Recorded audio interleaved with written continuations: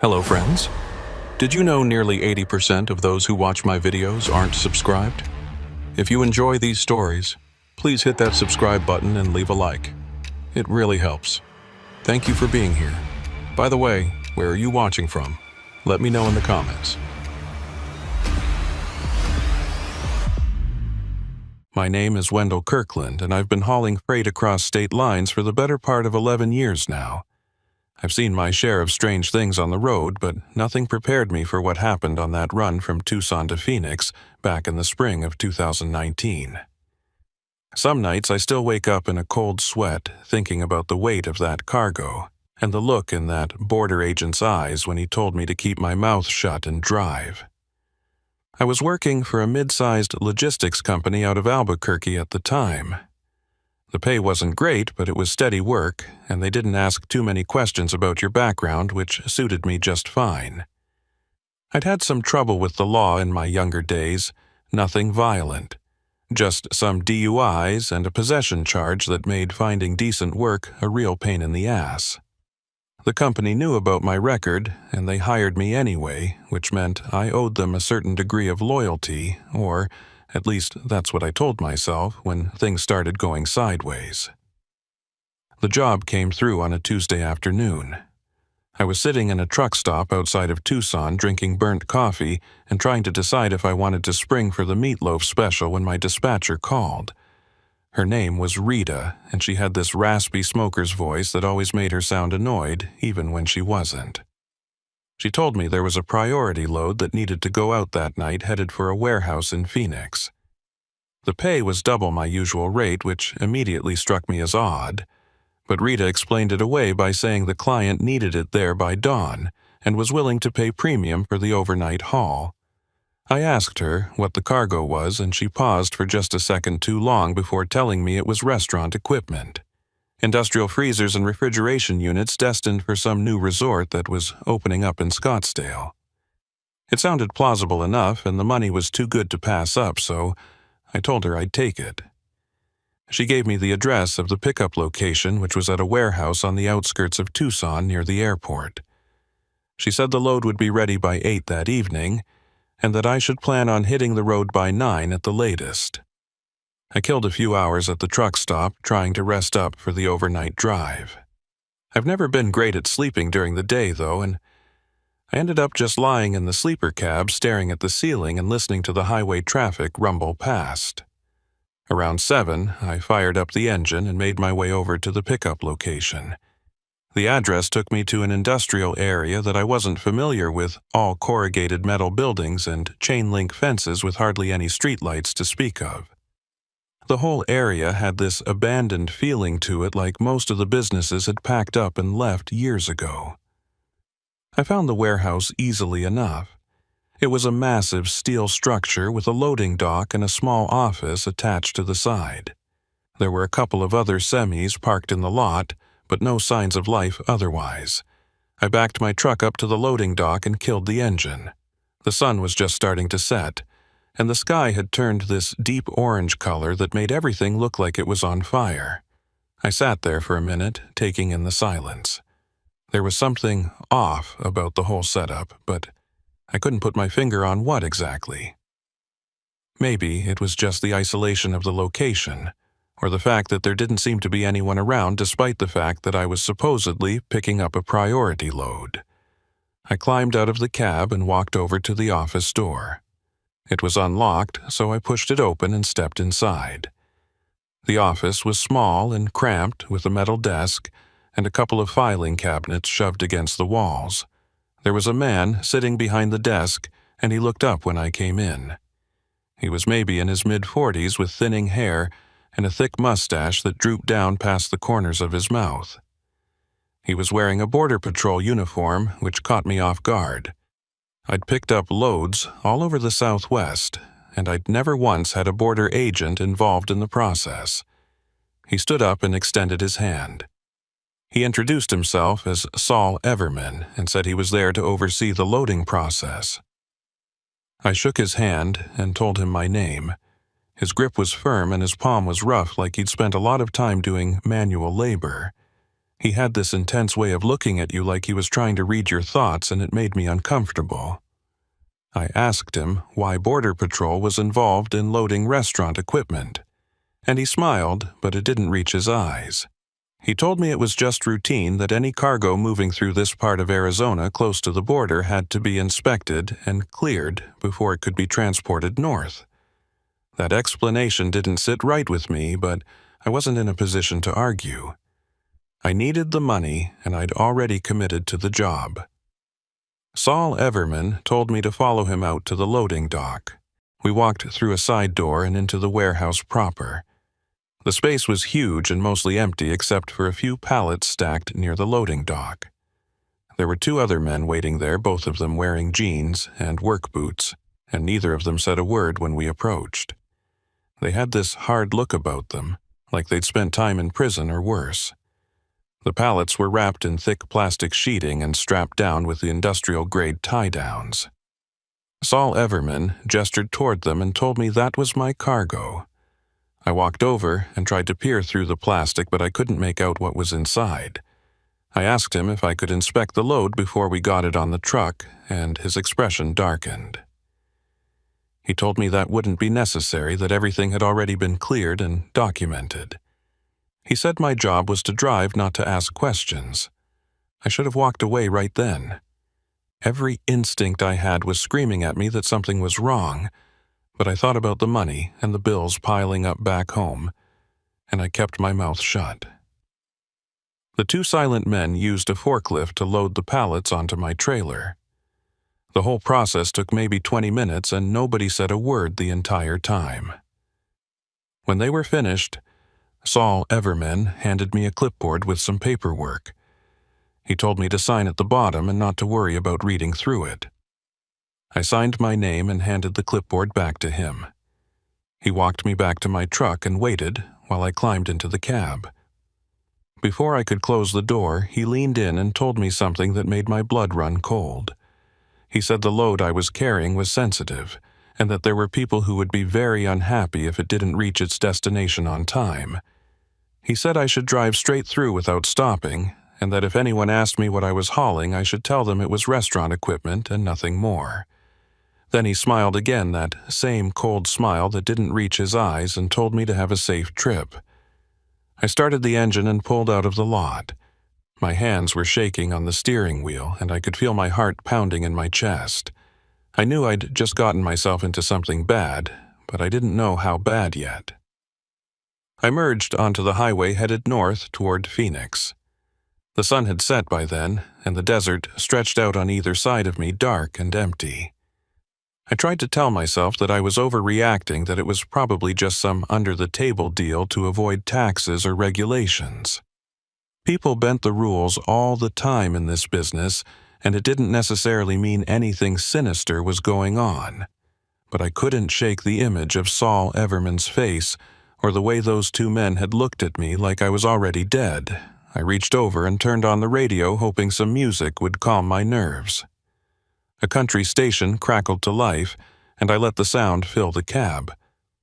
I focused on the road ahead, trying not to think about what might be wrapped up in those pallets in my trailer. The highway was mostly empty at that hour, just a few cars passing by in the opposite direction. I kept my speed steady and tried to blend in with what little traffic there was. About 30 miles outside of Tucson, I saw flashing lights in my rearview mirror. My stomach dropped and I felt a wave of panic wash over me. It was a state trooper, and he was closing in fast. I checked my speedometer to make sure I wasn't going over the limit. I wasn't. I hadn't done anything wrong, at least not that I was aware of. The trooper pulled up behind me and hit his siren. I slowed down and started looking for a place to pull over. There was a wide shoulder coming up, and I eased the truck onto it and came to a stop. I sat there with the engine idling, watching in the side mirror as the trooper got out of his cruiser and walked toward my truck. He was a young guy, maybe late 20s, with a buzz cut and a stiff uniform that looked like it had just come out of the package. He approached my window and I rolled it down. He asked for my license and registration, and I handed them over. My hands were trembling and I hoped he didn't notice. He looked at my license for a long moment and then asked me where I was headed. I told him Phoenix. He asked me what I was hauling, and I remembered what Saul Everman had told me. I said, restaurant equipment. The trooper nodded slowly and then asked if he could take a look in the back. I felt my throat tighten. I told him sure and climbed out of the cab. We walked around to the rear of the trailer and I unlocked the doors and swung them open. The trooper pulled out a flashlight and shined it inside. The beam played across the wrapped pallets and he stepped closer to get a better look. I held my breath, waiting for him to tell me to unwrap them so he could inspect the cargo. But he didn't. He stood there for what felt like an eternity, and then he clicked off his flashlight and stepped back. He told me everything looked fine, and handed my license and registration back to me. He said I had a taillight out, and that I should get it fixed as soon as possible. Then he walked back to his cruiser and drove off. I stood there in the dark, staring after him, trying to process what had just happened. There was no way he'd pulled me over for a taillight. He'd been looking for something specific, and for whatever reason he'd decided to let me go. I climbed back into the cab and sat there for a minute, trying to calm my racing heart. I pulled back onto the highway and kept driving. The encounter with the trooper had rattled me more than I wanted to admit. I kept glancing in the rearview mirror, half expecting to see more flashing lights, but the road behind me stayed dark. I tried calling Rita to tell her what had happened, but her phone went straight to voicemail. I left a message asking her to call me back, but I had a sinking feeling she wouldn't. The miles ticked by slowly, and the desert seemed to close in around me. I passed a few small towns, but I didn't stop. I thought about what Saul Everman had said about driving straight through, and I decided it was probably in my best interest to follow his instructions. Whatever was in my trailer, I didn't want to know.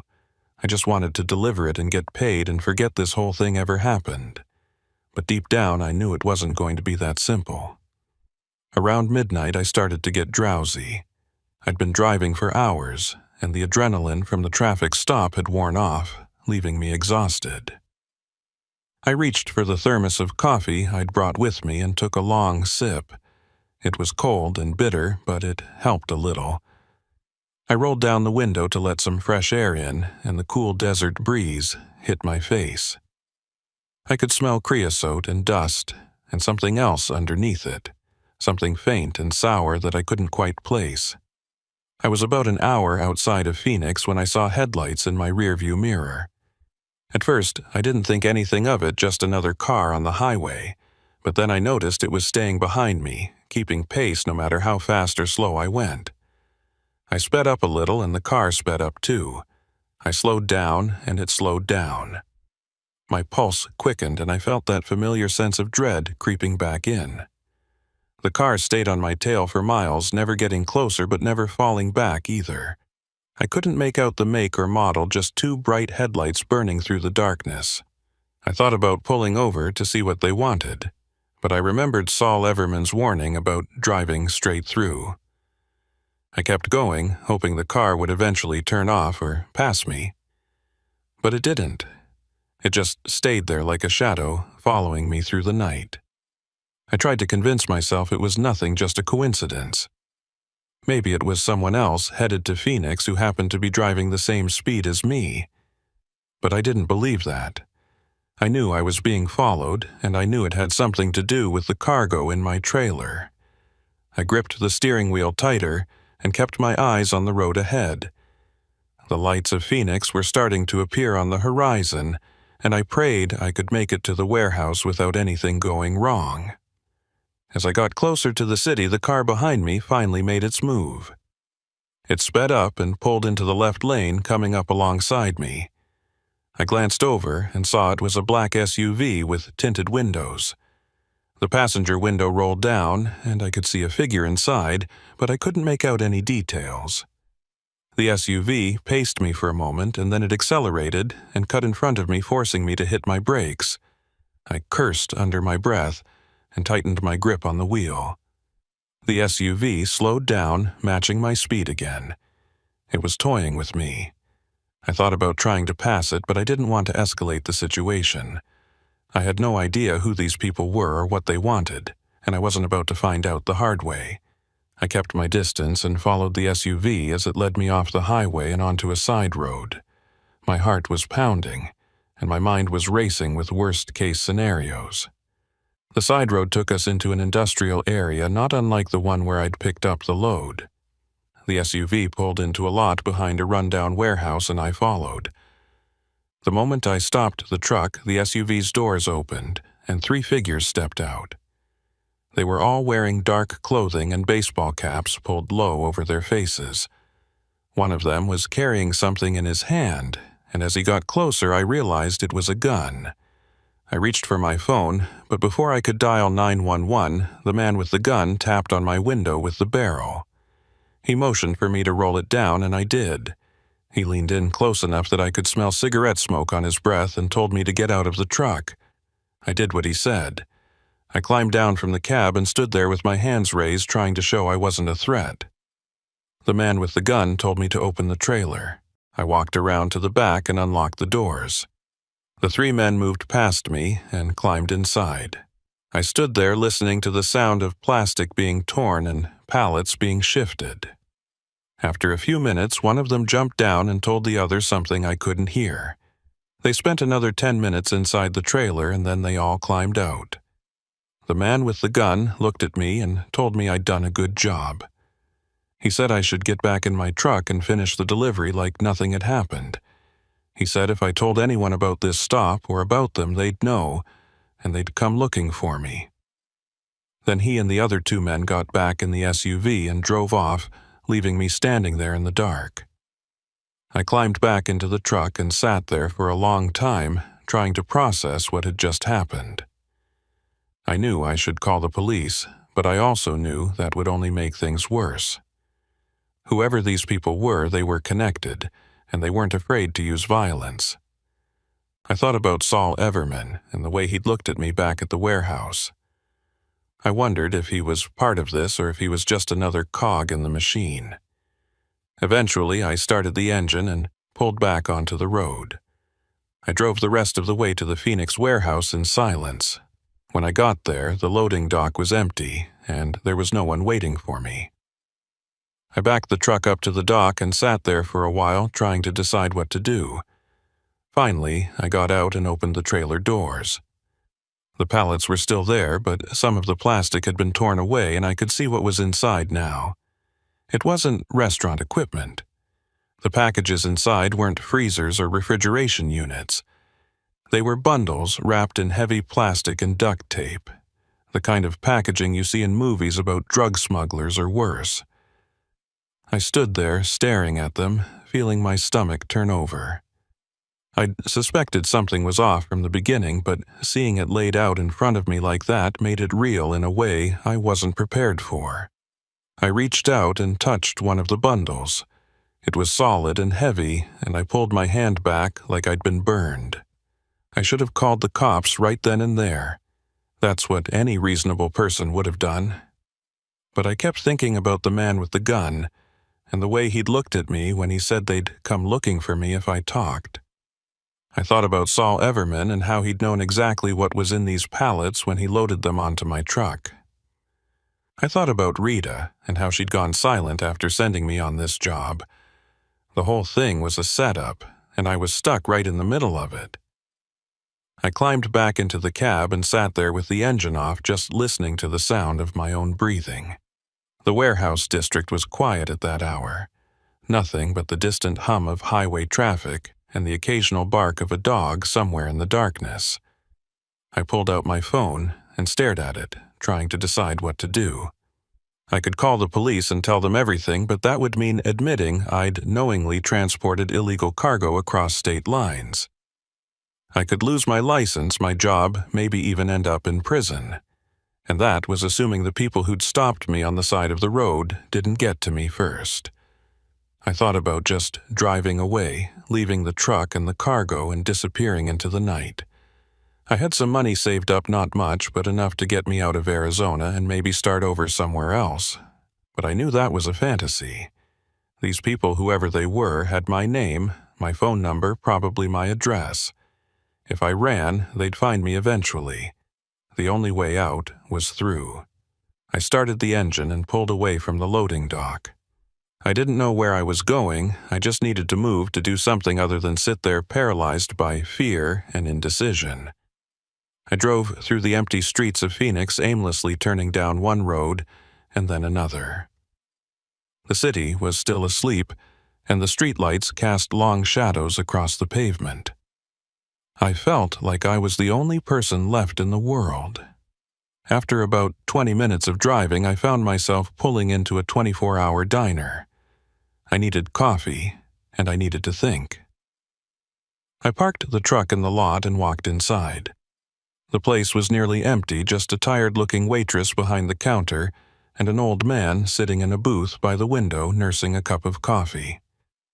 I slid into a booth near the back and ordered coffee and a plate of eggs I had no intention of eating. The waitress brought my order, and I sat there stirring sugar into my coffee and trying to figure out my next move. I kept replaying the events of the night in my head, looking for some detail I'd missed, some clue that might tell me who these people were or what they wanted. But I kept coming back to the same conclusion I was in over my head, and I didn't know how to get out. I was so lost in thought that I didn't notice the man slide into the booth across from me until he cleared his throat. I looked up and my blood went cold. It was Saul Everman. He was wearing civilian clothes now, jeans and a flannel shirt, but I recognized his face immediately. He smiled at me, that same cold smile from the warehouse, and gestured for me to stay seated. He told me he'd been following me since I left the pickup location. He said he wanted to make sure the delivery went smoothly and that there weren't any complications. I asked him what the hell I'd just hauled across the state, and he leaned back in the booth and crossed his arms. He said it didn't matter what it was, that my job had been to drive, and I'd done that. He said as long as I kept my mouth shut, everything would be fine. I told him I didn't want any part of this, that I was done. He laughed and shook his head. He said it was too late for that now that I was already involved, whether I liked it or not. He said the people he worked for had eyes everywhere, and that if I tried to go to the police or if I tried to run, they'd know. He said the best thing I could do was forget about tonight and move on with my life. I felt anger rising in my chest, replacing the fear that had been there a moment before. I asked him who the hell he thought he was threatening me like that. He didn't flinch. He leaned forward and told me in a low voice that he wasn't threatening me, he was giving me advice.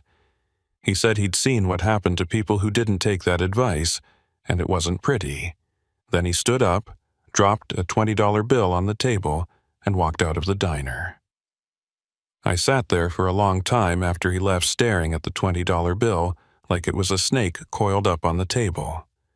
The waitress came by and asked if I wanted more coffee, but I shook my head and told her I was fine. I paid for my meal and walked back out to the truck. The sun was starting to rise and the sky was turning pink and orange. It should have been beautiful, but all I felt was dread. I drove back to the warehouse and parked the truck in the lot. I didn't know what else to do. I couldn't just leave it there, and I couldn't take it back to the company yard without explaining what had happened. I sat in the cab watching the sun come up and trying to figure out what my next move was. That's when my phone rang. It was Rita. She sounded different on the phone, not as sharp or businesslike as usual. She asked me if the delivery had gone okay, and I told her it had. She was quiet for a moment, and then she told me the client had called and said they were very happy with my work. She said there might be more jobs like this in the future if I was interested. I told her I'd think about it, and she hung up. I knew what that meant. This wasn't a one-time thing. They were testing me, seeing if I'd keep my mouth shut and do what I was told. And if I passed the test, there would be more loads, more deliveries, more nights like this one. I thought about refusing, about telling Rita I was done with the company and finding work somewhere else. But I also thought about Saul Everman and the man with the gun, and the way they'd both made it clear that walking away wasn't an option. I spent the rest of that day in a fog. I drove back to my apartment and tried to sleep, but every time I closed my eyes, I saw those bundles wrapped in plastic and duct tape. I saw Saul Everman's cold smile and the barrel of the gun tapping against my window. I felt trapped, like the walls were closing in around me, and there was no way out. Over the next few days, I waited for something to happen. I kept expecting the police to show up at my door, or for the company to fire me, or for those men in the SUV to come back. But nothing happened. Life just went on like normal. Rita called with more jobs, regular, legitimate loads that took me up and down the interstate. I took them and tried to pretend that night in Tucson had never happened. But it had happened, and I couldn't forget it no matter how hard I tried. I started drinking more than I should, trying to dull the anxiety that had taken up permanent residence in my chest. I stopped sleeping through the night, waking up every few hours drenched in sweat from nightmares I couldn't remember. I knew I was falling apart, but I didn't know how to stop it. About 2 weeks after the Phoenix run, Rita called me with another priority load. She said it was the same client as before, and that they'd specifically requested me. My stomach dropped, and I felt that familiar wave of panic wash over me. I asked her if it was the same kind of cargo, and she didn't answer right away. Finally, she said yes, and that the pay would be the same as last time. She said I should think of it as easy money. I wanted to say no. I wanted to tell her to find someone else, that I was done with this. But I also knew what would happen if I refused. Saul Everman had made that clear. So I said yes, and Rita gave me the details. The pickup was at the same warehouse outside Tucson, and the delivery was to a different location in Phoenix. She said the load needed to go out that night, and that I should be at the warehouse by 8. I spent the rest of the day trying to talk myself out of it. I thought about calling the police, about telling them everything and hoping they could protect me. But I also knew that was naive. These people had resources and connections that I couldn't even begin to understand.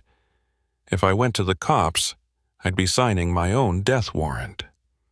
That evening, I drove out to the warehouse.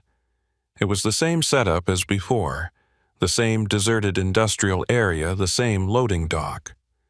Saul Everman was there waiting for me. He greeted me like we were old friends, shaking my hand and asking how I'd been. I didn't answer. I just followed him into the warehouse and watched as the same 2 silent men loaded the pallets onto my trailer. This time, I didn't ask any questions. I signed the paperwork and climbed into my truck and pulled out of the lot. Saul Everman stood in the doorway watching me go, and I could feel his eyes on me even after I'd turned onto the highway. I drove north toward Phoenix, my hands gripping the wheel so tight my knuckles turned white. The drive was uneventful this time. No state troopers, no black SUVs following me through the night. I made it to the delivery location without incident and backed the truck up to the loading dock. This time there were people waiting for me, 3 men I didn't recognize who unloaded the cargo quickly and efficiently. They didn't say a word to me, and I didn't say anything to them. When they were done, one of them handed me an envelope. I opened it and found a thick stack of cash inside. I drove back to my apartment and sat in the parking lot counting the money. It was more than I made in a month of regular hauling. I thought about what I could do with it, pay off some debt, maybe take a trip somewhere far away from Arizona and the people who dragged me into this mess. But I knew that was just another fantasy. The money came with strings attached, and those strings were wrapped around my neck, getting tighter with every job I took. Over the next few months, I made 4 more runs for the same client. Each time, it was the same routine, the same warehouse, the same silent men loading the cargo, the same envelope full of cash at the end. I stopped asking questions, and I stopped thinking about what I was doing. I just drove and collected my money and tried not to let it eat away at me, but it did eat away at me. I could feel it happening slowly, like rust spreading through metal. I stopped seeing my friends, stopped going to the places I used to go. I spent most of my time alone, either on the road or holed up in my apartment drinking and trying to forget. I knew I was losing myself, but I didn't know how to stop it. One night, after finishing another delivery, I was driving back through Phoenix when I saw police lights in my rearview mirror. My heart started racing and I felt that familiar panic set in. I pulled over and waited as a state trooper approached my window. It was the same young trooper who'd stopped me on my first run, the one with the buzz cut and the stiff uniform. He asked for my license and registration, and I handed them over. He looked at them for a long moment, and then he looked at me. He asked me if I remembered him, and I nodded. He asked me how many more runs I'd made since that night, and I didn't answer. He told me he knew what I was hauling, and that he knew who I was working for. He said I was in serious trouble, and that if I didn't cooperate with the law enforcement, things were going to get a lot worse for me. I sat there staring at him, trying to process what he was saying. He told me he was part of a task force investigating smuggling operations along the border, and that they'd been watching Saul Everman and his associates for months. He said they knew about the warehouse and the loads and the money. He said they had enough evidence to put me away for years, but that they were willing to cut me a deal if I agreed to testify. I didn't know what to say. Part of me wanted to tell him everything to unload the weight I'd been carrying around for months.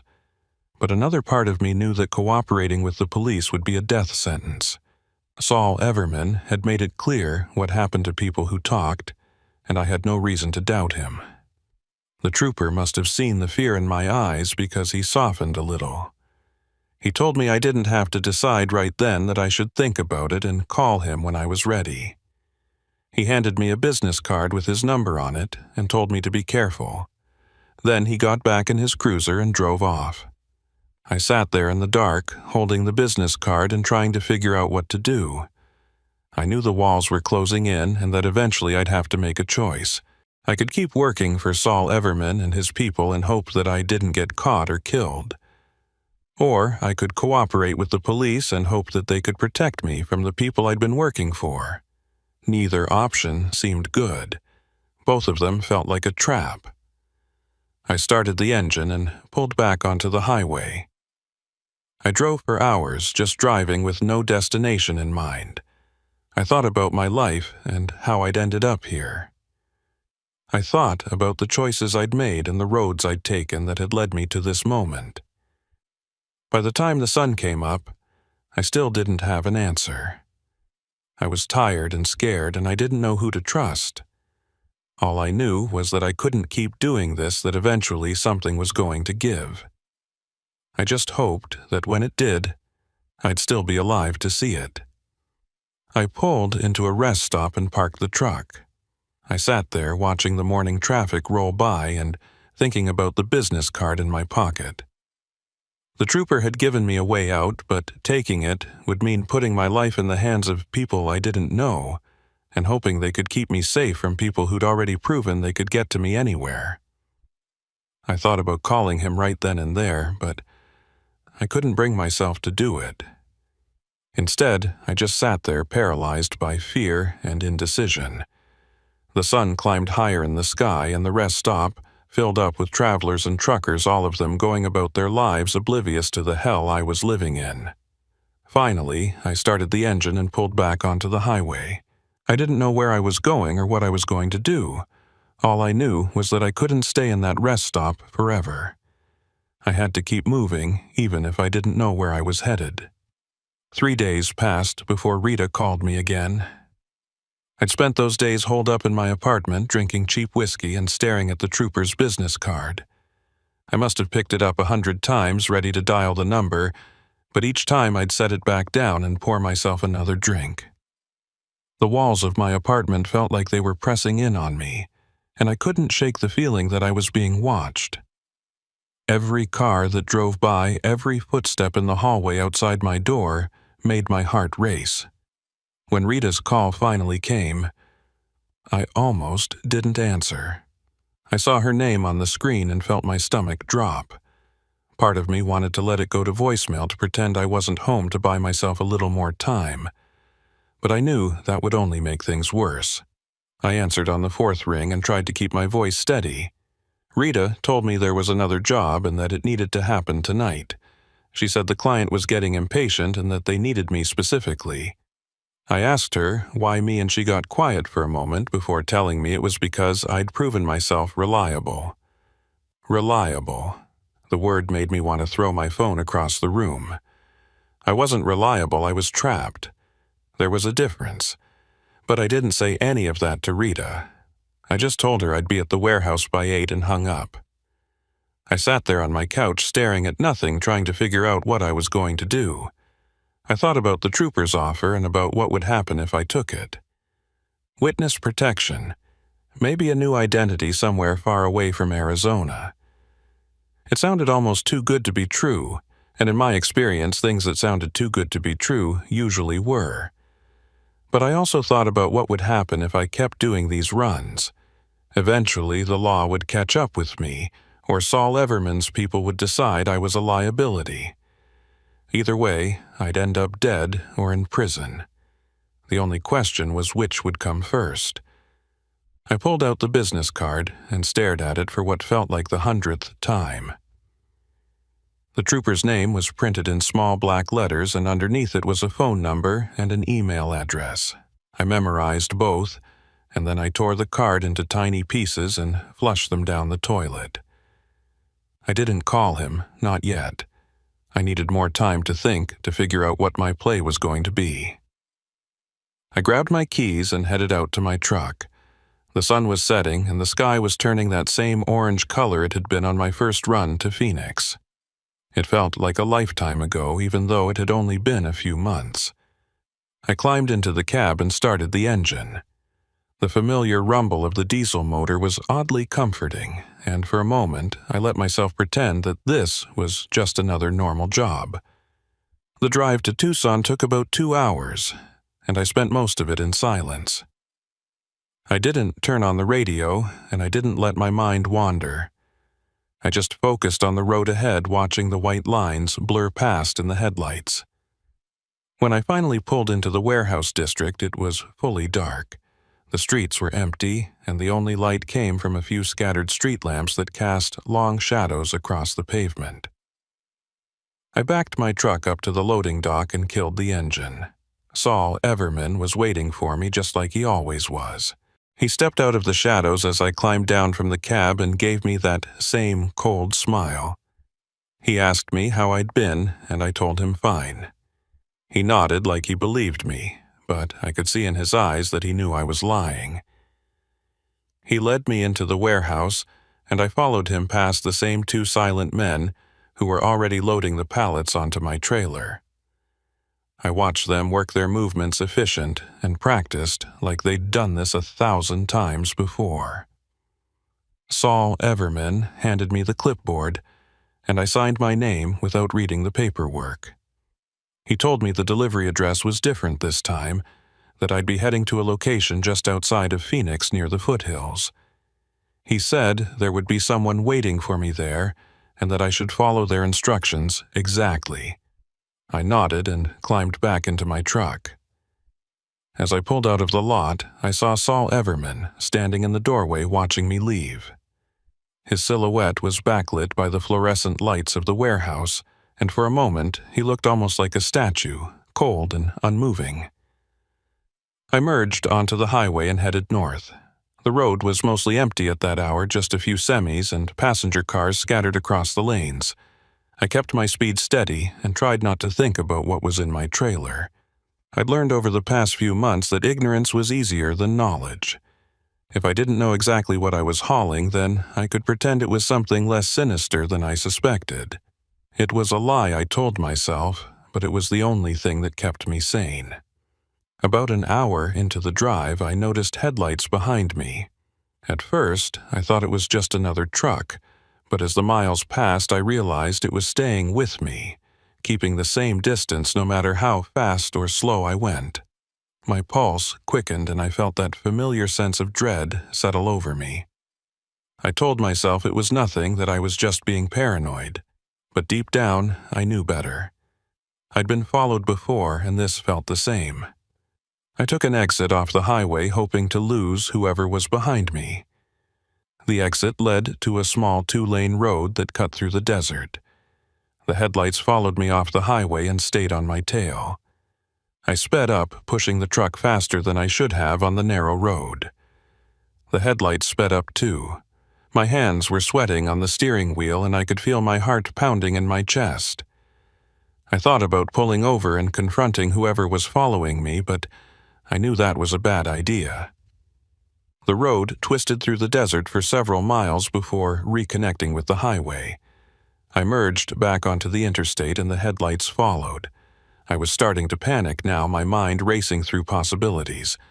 Was it the police? Was it Saul Everman's people checking up on me? Or was it someone else entirely, someone I hadn't even considered?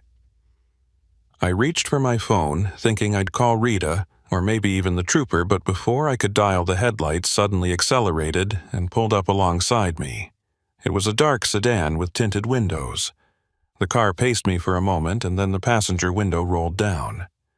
I couldn't see who was inside, but I heard a voice yell something I couldn't make out over the roar of the engines.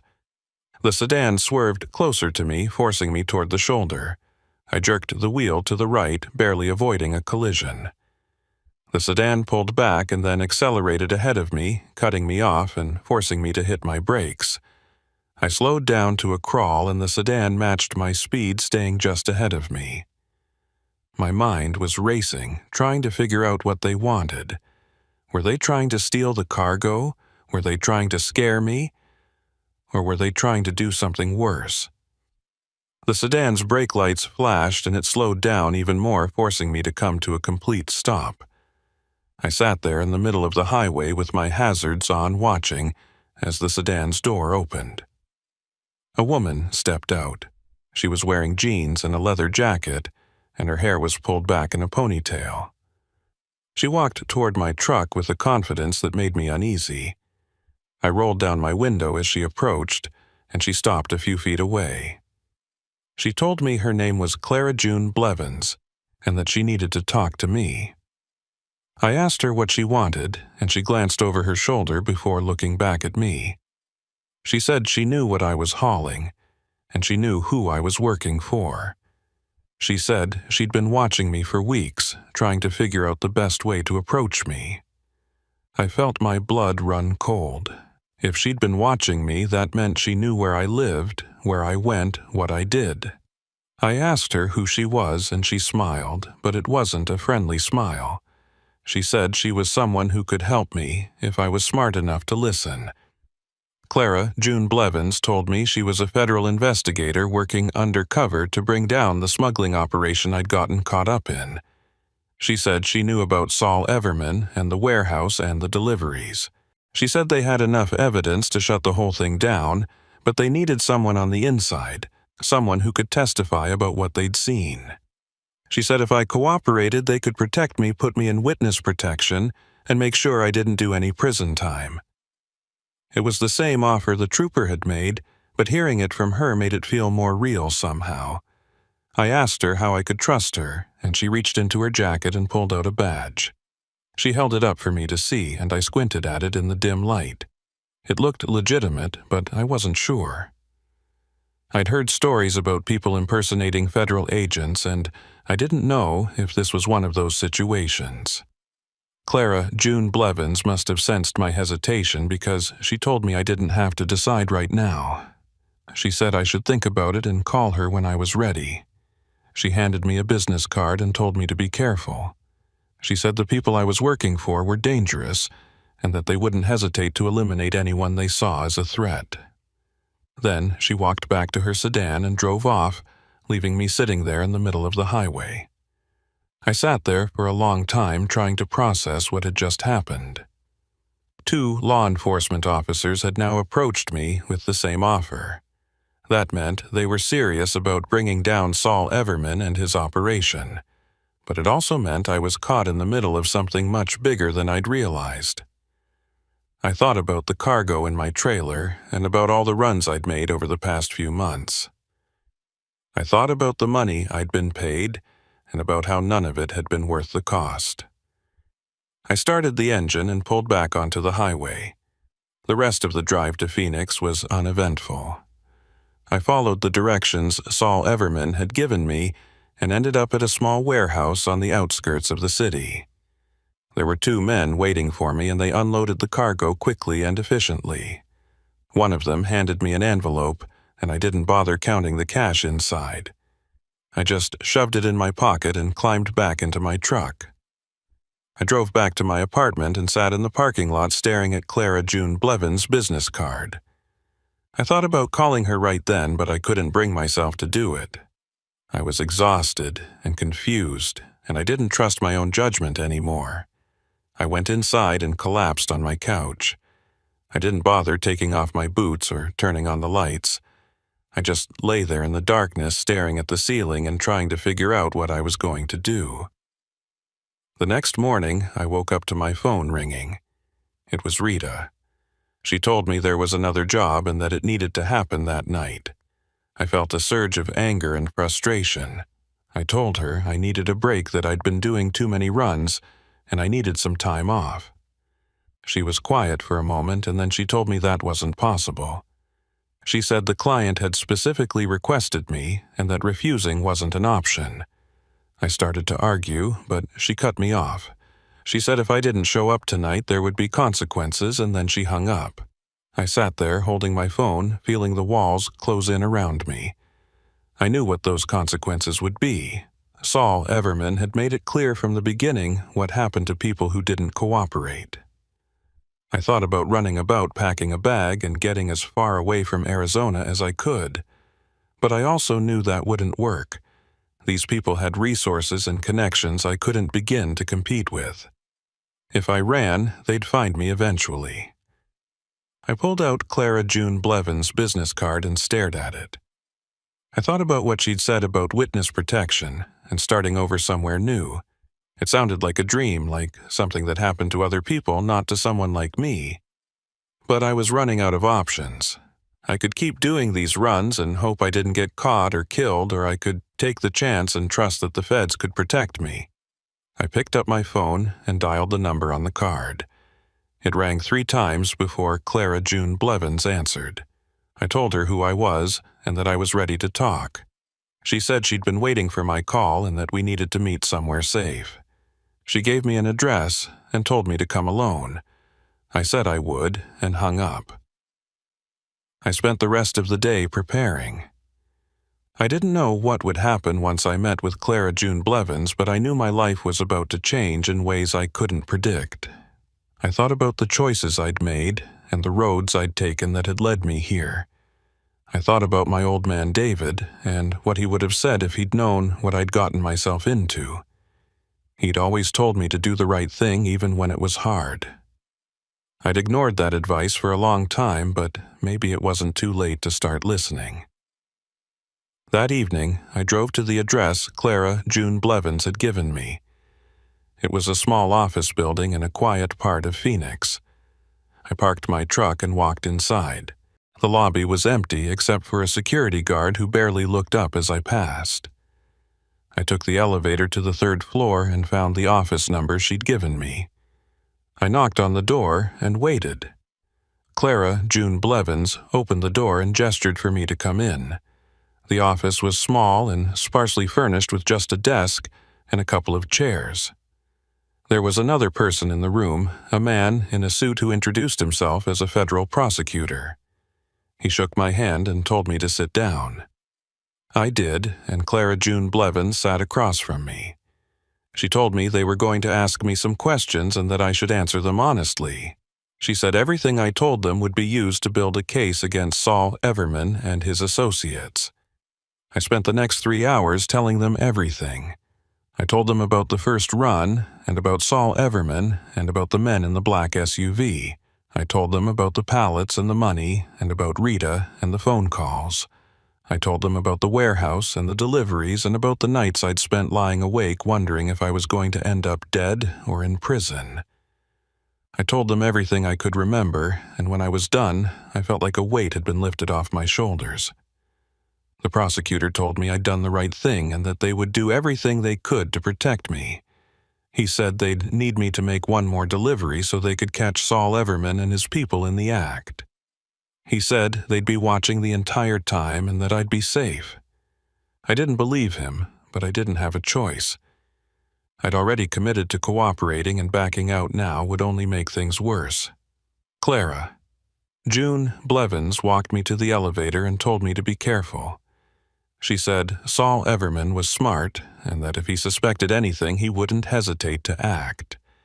She told me to call her if anything felt wrong and that they'd pull me out immediately. I nodded and got on the elevator. As the doors closed, I saw her standing there watching me, and I wondered if I'd just made the biggest mistake of my life.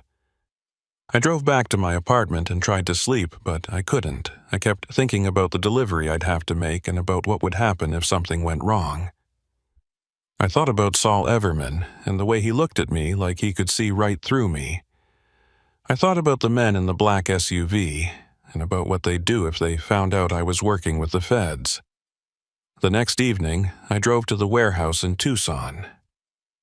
Saul Everman was waiting for me like always.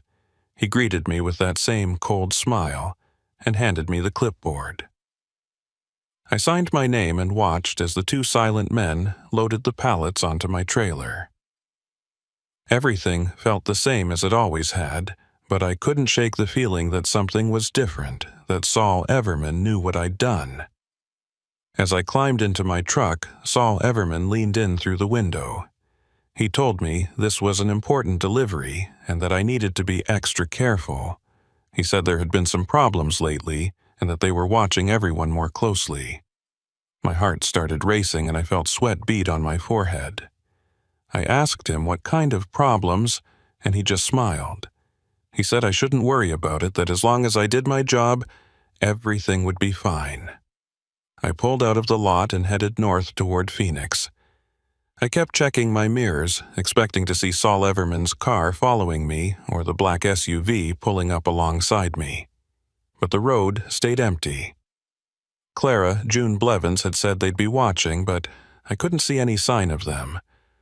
I felt completely alone, like I was walking a tightrope with no net to catch me if I fell. About halfway to Phoenix, my phone rang. It was an unknown number, and I almost didn't answer. But something told me I should, so I picked up. It was Saul Everman. He told me to pull over at the next exit, that there'd been a change of plans. My blood went cold and I felt my hands start to shake. I asked him what was going on, and he said he'd explain when I got there. Then he hung up. I didn't know what to do. If I pulled over, I'd be walking into a trap. But if I didn't, Saul Everman would know something was wrong. I thought about calling Clara June Blevins, but I didn't have time. The exit was coming up fast and I had to make a decision.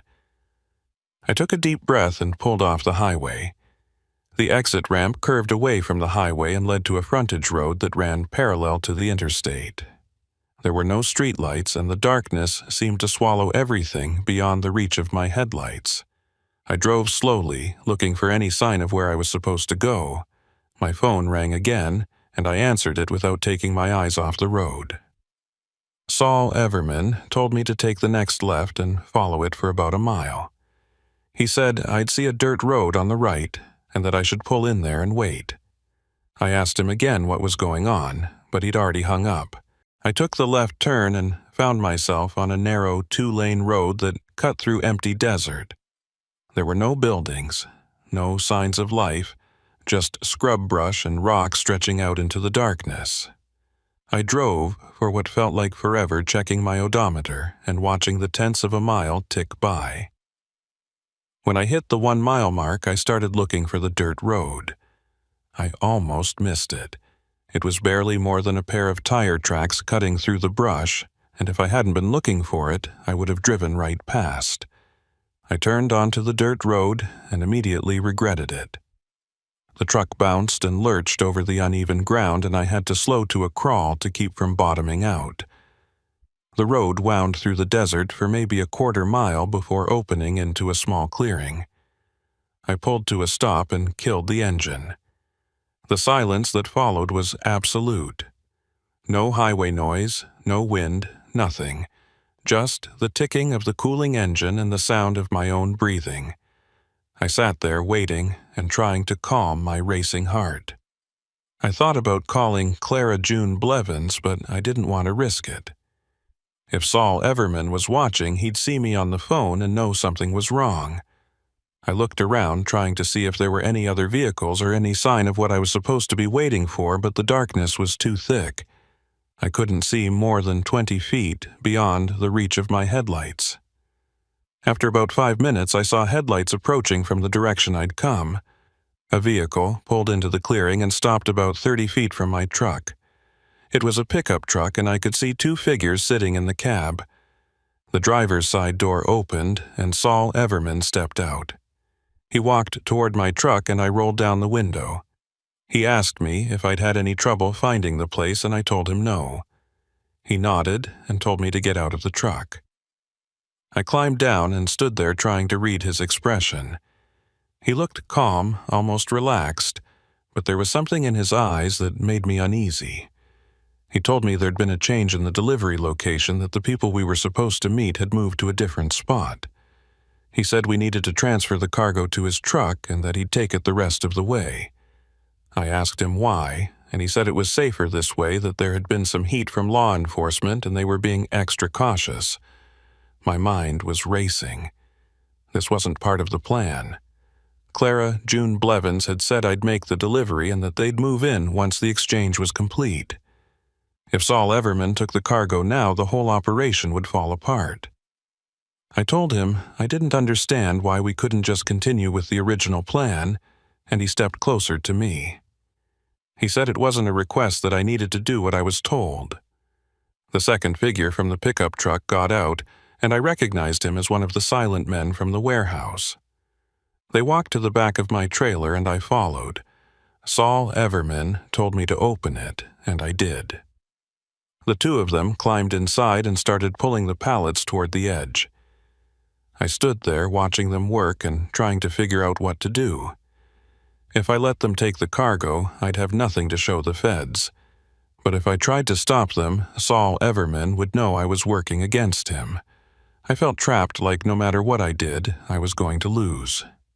That's when I heard the sound of more vehicles approaching. Headlights appeared on the dirt road, and within seconds the clearing was flooded with light. 3 SUVs pulled in, surrounding us and blocking any possible escape route. Doors opened, and people started pouring out, all of them wearing jackets with large letters printed on the back. DEA, FBI, Border Patrol. Saul Everman froze, and I saw his hand move toward his waistband, but he stopped himself. The silent man dropped the pallet he was holding and raised his hands. Clara June Blevins stepped forward from one of the SUVs. She was wearing a tactical vest and holding a pistol. She shouted for everyone to get on the ground, and Saul Everman complied, slowly lowering himself to his knees with his hands behind his head. I stood there, not sure what I was supposed to do. One of the agents grabbed me and pushed me against the side of my truck. He told me not to move, and I nodded. I watched as they cuffed Saul Everman and the other man and read them their rights. Clara June Blevins walked over to me and told me I'd done good. She said they'd gotten everything they needed, and that Saul Everman and his associates would be going away for a long time. I asked her what would happen to me, and she said they'd keep their end of the bargain. She said I'd be placed in witness protection and given a new identity. She said it would take a few weeks to process everything, but that in the meantime I'd be kept in a safe house where no one could get to me. They took Saul Everman and the other man away, and several agents started unloading the cargo from my trailer. Clara June Blevins told me to get in one of the SUVs, and I did. We drove back to Phoenix in silence. I sat in the back seat staring out the window and trying to process everything that had just happened. I'd spent months living in fear, and now it was over. Or at least I thought it was over. They took me to a hotel on the outskirts of the city. It was a cheap place with peeling paint and a flickering neon sign, but Clara June Blevins said it would only be temporary. She gave me a room key and told me to stay inside until someone came to get me. She said there would be agents watching the building and that I'd be safe. I went up to the room and locked the door behind me. The room was small and musty with a sagging bed and a television that only got 3 channels. I sat on the edge of the bed and tried to sleep, but I couldn't. Over the next few days, I stayed in that hotel room waiting for someone to tell me what was going to happen next. Agents came by periodically to check on me and bring me food, but nobody gave me any real information. I tried calling Clara June Blevins, but her number went straight to voicemail. I tried calling the prosecutor I'd met with, but got the same result. I started to feel like I'd been forgotten, like they'd gotten what they needed from me, and now I was just an inconvenience. On the 4th day, there was a knock on my door. I looked through the peephole and saw a man I didn't recognize. He was wearing a suit and holding a badge. I opened the door, and he introduced himself as an agent with the Marshal Service. He said they were ready to move me into witness protection, and that I needed to pack up whatever I had. I told him I didn't have anything, and he nodded. He said we'd be leaving immediately and that I should follow him. We walked down to the parking lot and got into an unmarked sedan. The agent didn't say much during the drive, just told me that we were going to a processing center where they'd set me up with new documents and a new identity. I asked him where I'd be going, and he said he couldn't tell me that yet. He said it was for my own safety, that the fewer people who knew where I was, the better. The processing center was a nondescript building in an industrial area. We went inside, and I was led to a small office where another agent was waiting. She asked me a series of questions about my background, my family, my work history. She told me they'd be creating a complete new identity for me and that I'd have to leave everything from my old life behind. I asked if I'd ever be able to contact anyone from my past, and she shook her head. She said that wasn't possible, that doing so would compromise my safety. Over the next week, I went through the process of becoming someone else. They gave me a new name, new social security number, new driver's license. They set me up with a bank account and a job in a city I'd never been to. They gave me a small apartment and told me to keep a low profile. They said someone would check in on me periodically, but that otherwise I'd be on my own. When it was finally time to leave, they drove me to the airport and put me on a plane. I didn't know where I was going until I was already in the air. The city they'd chosen was small and quiet, nothing like the places I was used to. When I arrived, I took a cab to the address they'd given me and found a 1-bedroom apartment in a rundown complex. I unlocked the door and stepped inside. The place was furnished, but barely. A couch, a table, a bed. The bare minimum. I spent the first few weeks in my new city trying to adjust to my new life. I started my new job working at a warehouse loading trucks. It was ironic in a way that I'd spent years driving trucks, and now I was loading them. The work was hard and the pay was terrible, but I kept my head down and did what I was told. I didn't make friends, and I didn't talk to anyone more than I had to. I was living in a kind of limbo, caught between who I used to be and who I was supposed to be now. But the thing about running from your past is that it never really goes away. No matter how far you go or how much you try to forget, it's always there, lurking in the back of your mind. I started having nightmares about Saul Everman, about the warehouse, about the runs I'd made through the desert. I'd wake up in the middle of the night, drenched in sweat, convinced that someone was coming for me. I'd get up and check the locks on the door and look out the window at the empty parking lot below. One night, about 3 months after I'd been relocated, I came home from work and found an envelope taped to my door. There was no name on it, no return address. I took it inside and opened it. Inside was a single photograph. It showed me walking out of the warehouse where I worked. The angle suggested it had been taken from across the street, maybe from a parked car. On the back of the photograph, someone had written 4 words in neat block letters. "We know where you are." I stood there staring at the photograph, feeling my blood run cold. I grabbed my phone and called the number the marshals had given me for emergencies. It rang 6 times before going to voicemail. I called again and got the same result. I tried Clara June Blevins' number, but it was disconnected. I tried the prosecutor and got a message saying the number was no longer in service. It was like everyone I'd dealt with had vanished. I spent that night sitting on my couch with all the lights off, staring at the door and waiting for it to burst open. But nothing happened. The night passed slowly, and when the sun finally came up, I was still sitting there. I didn't go to work that day. I stayed in my apartment trying to figure out what to do. I thought about running about packing a bag and disappearing again, but I knew that wouldn't work. If they'd found me, once they could find me again. Over the next few days, I kept waiting for something to happen. I expected to find another photograph, or to see someone following me, or to come home and find my apartment ransacked. But nothing happened. Everything stayed quiet and normal. I started to wonder if I'd imagined the whole thing, if the stress and paranoia had finally gotten to me. But the photograph was real. I kept it hidden in a drawer, and every few days I'd take it out and look at it, just to remind myself that it wasn't my imagination. Weeks turned into months, and I fell into a routine. I went to work.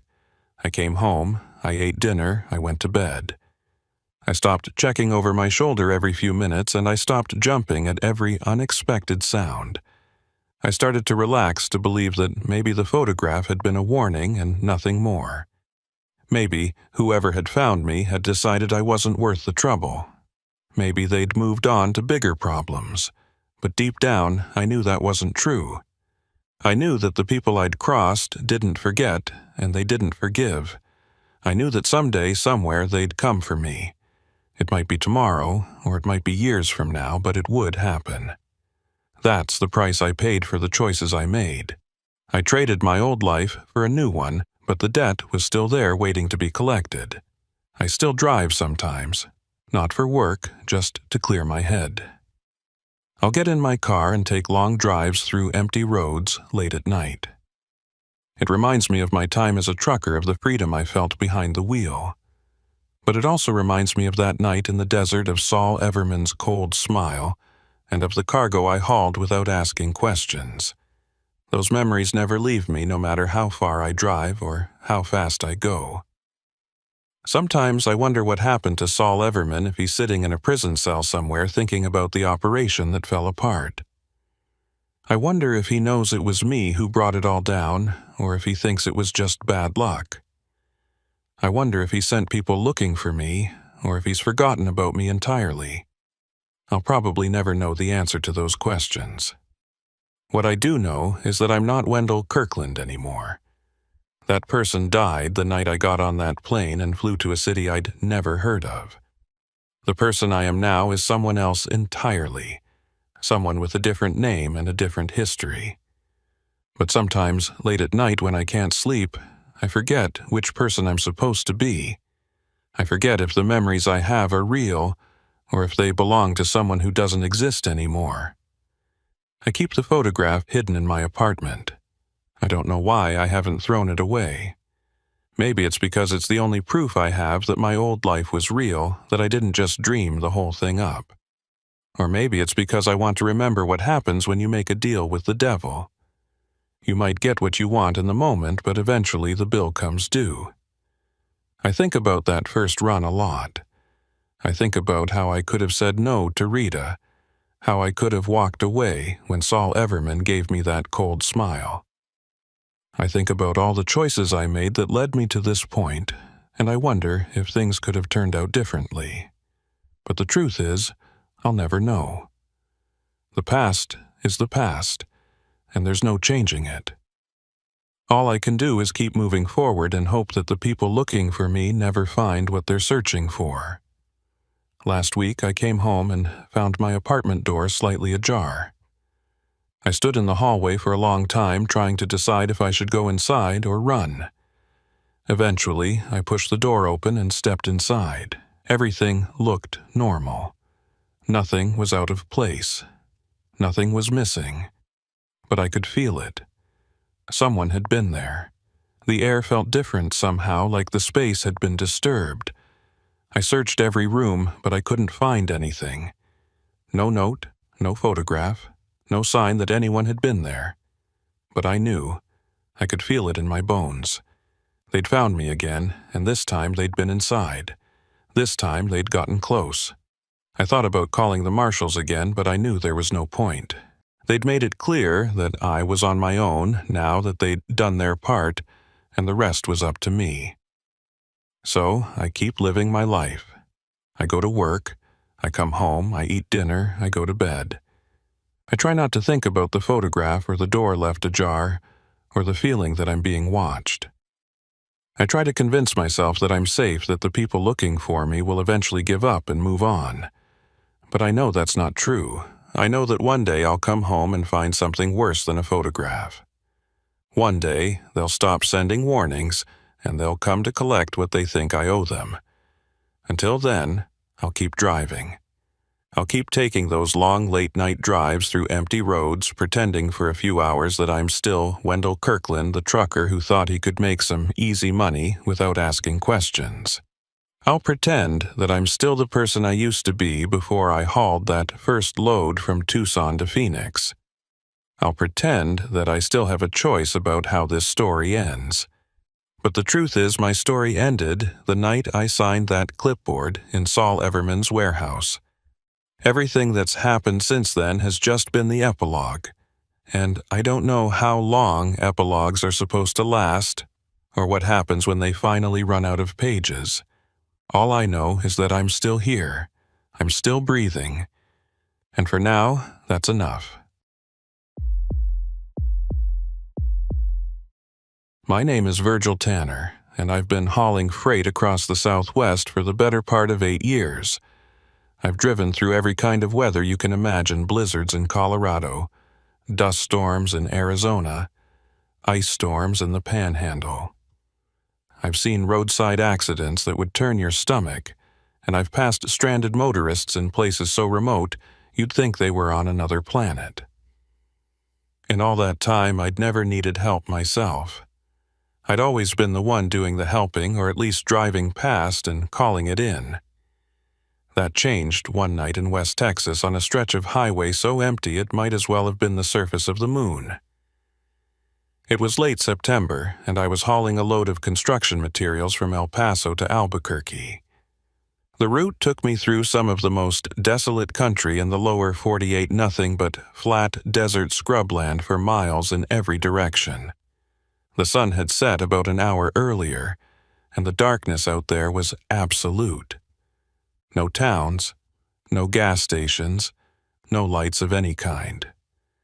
Just the narrow cone of my headlights cutting through the blackness and the endless ribbon of asphalt stretching out ahead of me.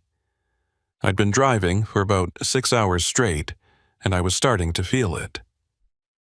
My eyes were getting heavy, and I was having trouble keeping my focus on the road.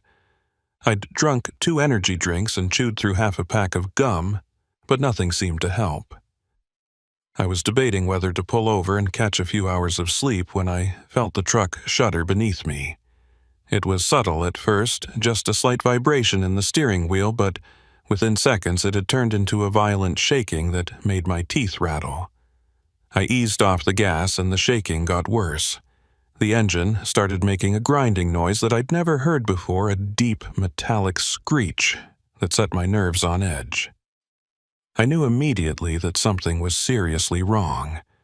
I'd maintained that truck religiously changed the oil, checked the fluids, inspected the belts and hoses. There was no reason for it to be breaking down, but here we were. I guided the truck onto the shoulder and came to a stop. The engine coughed twice and then died completely. I sat there in the sudden silence, feeling my heart pound in my chest. The only sound was the ticking of the cooling engine and the faint whistle of wind outside.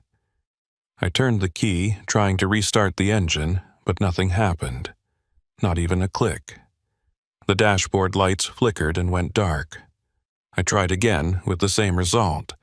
The truck was completely dead. I pulled out my phone and checked for signal. Nothing. I held it up near the windshield and moved it around, hoping to catch even one bar, but the screen stayed blank. No service. I knew I was in trouble. I was at least 40 miles from the nearest town, and I hadn't seen another vehicle in over an hour. The temperature outside was still in the 90s even after sunset, and I only had 2 bottles of water in the cab.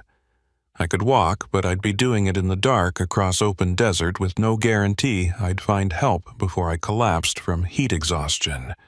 The smart thing to do was stay with the truck and wait for someone to come along. Sooner or later, another trucker would pass by, and I could flag them down.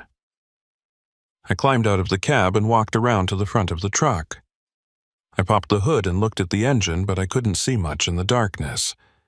I pulled out my phone and used the flashlight function to get a better look. Everything seemed normal. No obvious leaks, no loose belts, no smoking wires. Whatever had gone wrong was internal something I couldn't fix on the side of the road with the limited tools I had. I slammed the hood shut and leaned against the truck trying to figure out my next move. That's when I saw the lights. They were far off in the distance, maybe a mile or 2 away, just a faint glow on the horizon. At first I thought it might be a town, but as I watched I realized the lights weren't stationary. They were moving slowly, crossing the desert in a direction roughly parallel to the highway. I couldn't tell what they were, headlights maybe, or work lights from some kind of mining operation. Whatever they were, they represented people, and people meant help. I grabbed my water bottles and a flashlight from the cab and started walking. The lights were off to the north, which meant I'd have to leave the highway and cross open desert to reach them. It wasn't an ideal situation, but I didn't have many options. I could stay with the truck and hope someone came along, or I could take my chances and try to reach those lights. I chose the latter. I climbed over the guardrail and started walking into the darkness. The ground was rough and uneven, covered in rocks and scrub brush that caught at my boots. I kept my flashlight pointed at the ground, trying to avoid stepping on anything that might twist my ankle or worse. The air was still hot and dry, and within minutes I was sweating through my shirt. I took a sip from one of my water bottles and kept walking. The lights ahead of me seemed to be getting closer, but it was hard to tell in the darkness. Distance out here was deceptive. What looked like a mile could turn out to be 3 or 4. I walked for what felt like an hour, but was probably only 20 minutes. The lights were definitely closer now, and I could make out individual points of illumination. It looked like there were 3 or 4 light sources spread out across a small area. As I got closer, I started to see shapes, buildings maybe, or vehicles. I felt a surge of relief. Whoever these people were, they'd have a phone or a radio. They could call a tow truck or at least give me a ride back to civilization. I was maybe 200 yards away when I realized the lights were coming from a house. It was a small single-story structure with a pitched roof and a covered porch. There were lights on inside, and a pickup truck parked out front. Behind the house, I could see what looked like a barn or a storage shed. The whole place had a makeshift quality to it, like it had been thrown together from salvaged materials. I couldn't imagine why anyone would choose to live out here miles from the nearest town with no visible road leading to the property. I approached the house cautiously. Something about the place made me uneasy, though I couldn't put my finger on what exactly. Maybe it was just the isolation or the late hour, but I felt like I was intruding on something I shouldn't be seeing. I walked up to the porch and knocked on the door. The sound echoed in the stillness, and for a moment nothing happened. Then I heard footsteps inside, heavy and deliberate. The door opened, and a man stood there looking at me. He was tall and lean, with a weathered face and pale eyes that seemed to reflect the light from inside the house. He was wearing jeans and a flannel shirt with the sleeves rolled up. His hands were rough and calloused, and there was dirt under his fingernails. He looked me up and down without saying anything, and I felt a chill run through me despite the heat. There was something off about him, something predatory in the way he studied me. I told him my truck had broken down on the highway and that I needed to use a phone. He didn't respond right away, just stood there staring at me. Finally, he stepped back and gestured for me to come inside. I hesitated for a moment, but I didn't have much choice. I needed help, and this was the only place for miles. I stepped through the door and into the house. The interior was dimly lit with just a few lamps casting weak yellow light across the room. The walls were bare wood, and the floor was covered in scuffed linoleum. There was a couch against one wall and a small kitchen area in the back. Everything looked old and worn, like it had been used hard for many years. The air smelled stale, like the windows hadn't been opened in a long time. The man closed the door behind me, and I heard the click of a lock. He introduced himself as Ephra Holiday and said this was his ranch. I looked around, but I didn't see any signs of ranching, no saddles or ropes or feed bags. The place looked more like a hideout than a working ranch. Ephra Holiday asked me what had happened, and I explained about my truck breaking down. He nodded slowly and said he didn't have a phone, but that he could drive me to the nearest town in the morning. I asked him why not tonight, and he said it was too dangerous to drive in the dark, that there were arroyos and gullies that could swallow a truck whole if you weren't careful. I didn't like that answer, but I couldn't argue with it. I asked if I could at least borrow his truck to drive myself back to the highway, and he shook his head. He said the truck was low on fuel and that he couldn't spare it. He told me I was welcome to spend the night and that we'd head out first thing in the morning. I thanked him and tried to hide my unease. Something about this whole situation felt wrong, but I couldn't figure out what. Ephra Holiday told me to have a seat and disappeared into the back of the house. I sat down on the couch and looked around. There were no pictures on the walls, no personal items of any kind. The place felt temporary, like whoever lived here didn't plan on staying long. I heard voices coming from the back of the house, low and urgent. I couldn't make out what they were saying, but it sounded like an argument. After a few minutes, Ephra Holiday came back into the room. He was carrying a glass of water, which he handed to me. I thanked him and took a sip. The water was lukewarm and had a faintly metallic taste. He sat down in a chair across from me and folded his hands in his lap. He asked me where I was headed, and I told him Albuquerque. He nodded and asked what I was hauling. I told him construction materials. He seemed to consider this for a moment and then asked if I was married. The question caught me off guard, and I said no. He asked if I had family, and I said, not really. He smiled, but it didn't reach his eyes. We sat in silence for a while. I could feel him watching me, and it made my skin crawl. I asked him how long he'd lived out here, and he said a few years. I asked him what he did for a living, and he said he raised cattle, though I hadn't seen any sign of livestock. He said the cattle were on the far side of the property, and that he kept them away from the house. I nodded, but I didn't believe him. Everything about this place screamed wrong. That's when I heard footsteps coming from the back of the house. A door opened, and a woman stepped into the room. She was young, maybe early 20s, with long dark hair and a thin frame. She was wearing a faded dress that looked too big for her, and her feet were bare. She glanced at me and then quickly looked away. Ephra Holiday introduced her as his daughter, Marlene Ray Tanner. I said hello, but she didn't respond. She just stood there with her head down like she was afraid to look at me. Ephra Holiday told Marlene Ray Tanner to fix me something to eat. She nodded and hurried into the kitchen area. I watched her move around the small space, and I noticed she was limping slightly. There was a bruise on her arm just above her elbow, dark purple against her pale skin.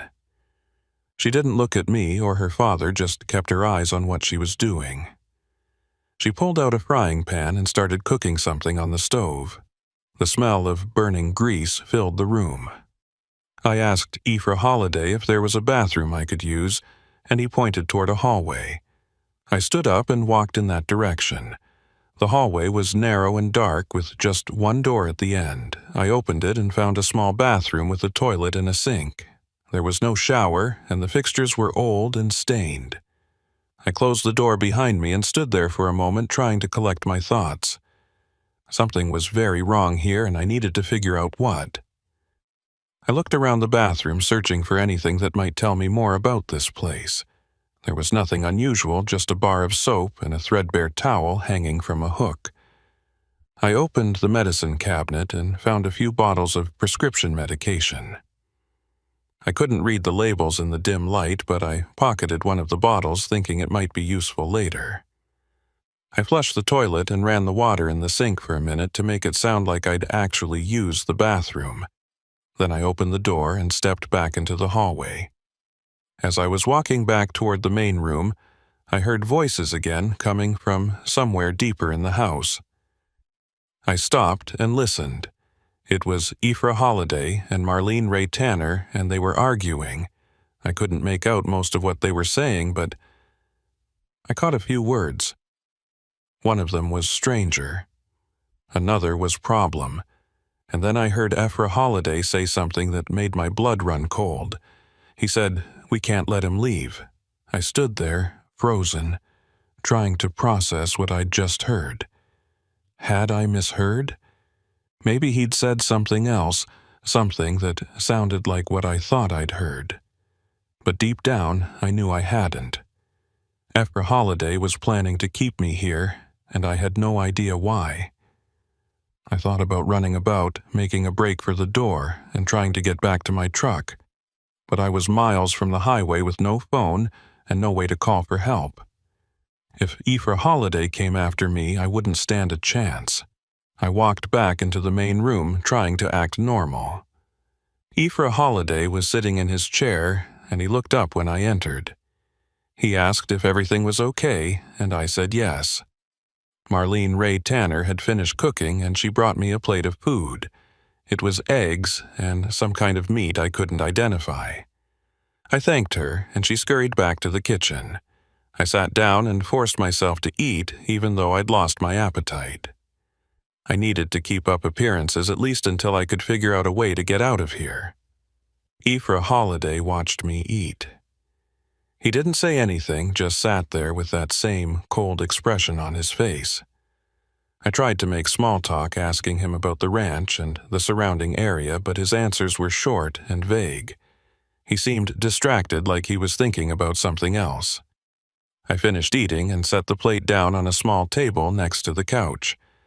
I told him I was tired and asked if there was somewhere I could sleep. He stood up and told me to follow him. We walked down the hallway past the bathroom to another door. He opened it and showed me a small bedroom with a single bed and a dresser. There was a window on the far wall, but it was covered with boards. He said I could sleep here and that he'd wake me in the morning. I thanked him, and he left, closing the door behind him. I heard the click of a lock and realized he'd locked me in. I sat down on the bed and tried to calm my racing thoughts. I was trapped in a house in the middle of nowhere with a man who clearly had no intention of helping me. I didn't know what he wanted or what he was planning, but I knew I needed to get out of here before morning. I stood up and walked over to the window. I tried pulling on the boards, but they were nailed tight. I couldn't budge them without making noise, and I didn't want to alert Aoife Holliday to what I was doing.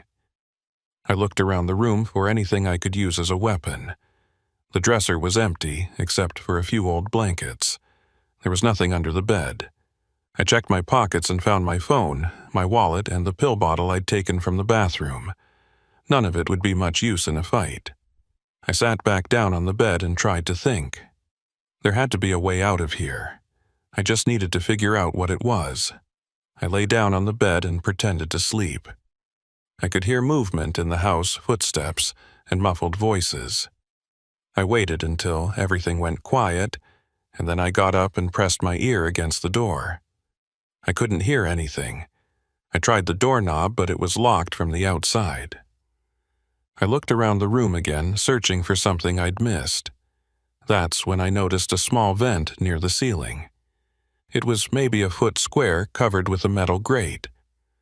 I pulled the dresser over to the wall and climbed on top of it. I reached up and tried to pry the grate loose. It was screwed in place, but the screws were old and rusty. I used the edge of my belt buckle to turn them slowly and quietly. It took almost 10 minutes, but eventually I got all 4 screws out. I pulled the grate free and looked into the vent. It was dark and narrow, but it looked like it might lead somewhere. I didn't know where the vent went, or if I'd even fit inside, but I didn't have any other options. I pulled myself up and squeezed into the opening. The metal walls pressed against my shoulders, and I had to turn sideways to make any progress. I crawled forward slowly, trying not to make any noise. The vent seemed to go on forever, twisting and turning through the walls of the house. I couldn't see anything in the darkness, and I had to feel my way forward with my hands. After what felt like an eternity, I saw light ahead. I crawled toward it and found another vent opening. I looked through the grate and saw I was above the main room. Afra Holliday was sitting in his chair with his back to me. Marlene Ray Tanner was standing near the kitchen, and she was crying. Afra Holliday was saying something to her, but I couldn't make out the words. Then he stood up and walked toward her. I watched as he grabbed her arm roughly and pulled her close. She tried to pull away, but he held her tight. I felt sick watching this. I wanted to do something to help her, but I was trapped in a vent with no way to get down. I kept crawling, hoping to find another way out. The vent continued through the ceiling and into another part of the house. I came to another opening and looked down. This one opened into what looked like a storage room. There were boxes stacked against the walls and tools hanging from hooks. And in the center of the room there was something that made my heart stop. It was a large chest freezer, the kind you'd use to store meat or vegetables. But the lid was open, and inside I could see something that wasn't food. It was a body, or at least part of one, wrapped in plastic and frozen solid. I couldn't see much detail from where I was, but I could make out the shape of a human form. I felt bile rise in my throat, and I had to fight the urge to vomit. I backed away from the vent opening and kept crawling. I needed to get out of this house, and I needed to do it now. The vent branched off in 2 directions, and I chose the one that seemed to lead toward the outside wall. I crawled as fast as I could, my hands and knees scraping against the metal. Finally, I saw another opening ahead, this one larger than the others. I crawled toward it and found myself looking out into the night air. The vent opened onto the side of the house near the roof. I squeezed through the opening and dropped down onto the porch below. The fall was only about 6 feet, but I landed hard and pain shot through my ankle. I bit back a cry and got to my feet. I could hear movement inside the house, voices raised in alarm. Afra Holliday had realized I was gone. I ran into the darkness with no plan and no direction, just pure survival instinct driving me forward. My ankle throbbed with every step, but I pushed through the pain. Behind me, I could hear the front door of the house slam open and Afra Holliday's voice shouting into the night. I didn't look back. I just kept running, stumbling over rocks and brush as I tried to put as much distance as possible between myself and that house. The desert at night is disorienting. Without the sun to give you bearings, everything looks the same, just endless darkness broken up by the occasional silhouette of a cactus or scrub bush. I had no idea which direction I was heading. I thought I was running toward the highway, but I could have been going parallel to it or even away from it. My only goal was to get away from Afra Holliday and whatever nightmare I'd stumbled into. I'd been running for maybe 5 minutes when I heard the sound of an engine starting. I glanced back and saw headlights piercing the darkness. The pickup truck. Afra Holliday was coming after me. I changed direction, trying to head toward rougher terrain where a vehicle couldn't follow. My lungs were burning and my injured ankle was screaming in protest, but I couldn't stop. If he caught me, I knew I'd end up in that freezer. The headlights swept across the desert searching for me. I dropped to the ground behind a cluster of rocks and tried to control my breathing. The truck was moving slowly, methodically, covering the area in a grid pattern. I could hear the engine getting closer, and I pressed myself flat against the ground, praying he wouldn't see me. The headlights passed over my hiding spot, and for a moment I was fully illuminated. I held my breath, waiting for the truck to stop, but it kept moving. He hadn't seen me. I waited until the truck had moved past, and then I got up and started running again. This time I angled more sharply to the right, trying to circle back toward where I thought the highway might be. My sense of direction was completely shot, and I had no way to orient myself. The stars were out, but I'd never been good at navigation by constellation. I just kept moving, hoping I'd stumble across the road or see headlights from a passing vehicle. After another 10 minutes of running, I had to stop. My body was giving out. I bent over with my hands on my knees, gasping for air. My throat was raw, and my mouth tasted like copper. I dropped my water bottles back at the house, and I was already desperately thirsty. I looked around trying to find some kind of landmark or reference point, but everything looked the same. I was lost in the middle of the desert with a killer hunting me and no way to call for help. I heard the truck again. It sounded farther away now, like Ephra Holiday had moved his search to a different area. I took advantage of the distance and started walking. Running was no longer an option. My ankle had swollen inside my boot and every step was agony. I limped forward, trying to stay quiet and keep to the shadows. The temperature had dropped significantly and I was starting to shiver. My shirt was soaked with sweat and the cool night air was cutting through it like a knife. I walked for what felt like hours, but was probably only 30 or 40 minutes. My sense of time had become as distorted as my sense of direction.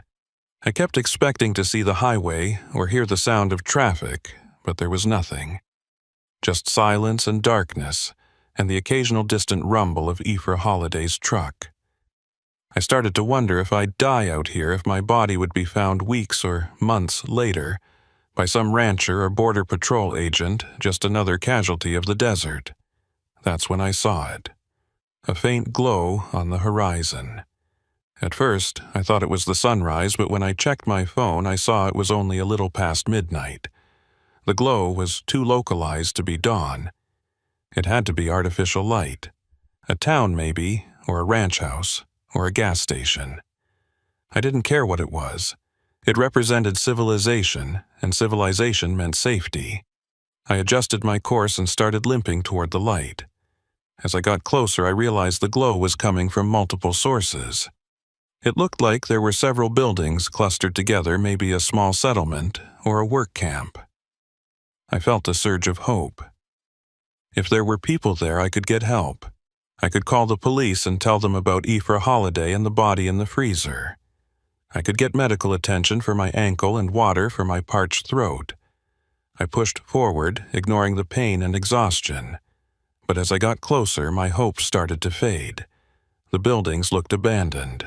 The lights I'd seen were just bare bulbs hanging from poles swaying in the breeze. There were no vehicles, no signs of life. I approached, cautiously scanning the area for any movement.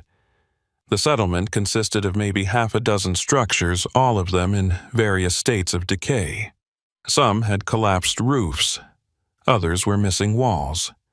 It looked like a mining camp that had been abandoned decades ago. I walked into the center of the settlement and looked around. There had to be something useful here. A working phone line or a radio or at least some water. I checked the first building I came to. The door was hanging off its hinges and the interior was filled with debris. I moved to the next building and found the same thing. Broken glass, rusted equipment, nothing that could help me. I was starting to panic again.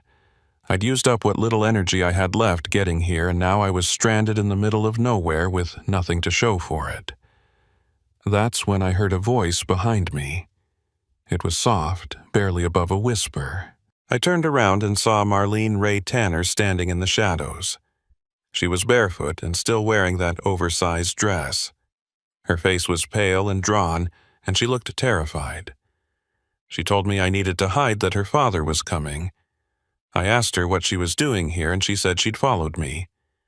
She said Ephra Holiday had sent her to track me while he searched in the truck. I didn't know whether to trust her. She was his daughter, after all. But something in her eyes told me she was telling the truth. She was as scared of him as I was, maybe more. I asked her why she was helping me, and she said she wanted to leave. She said she'd been trying to escape for years, but Ephra Holiday always found her. She said if I could get away, maybe I could send help back for her. I told her to come with me, but she shook her head. She said he'd never stop looking for her, that he'd hunt us both down if we ran together. Before I could argue, I heard the sound of the truck approaching.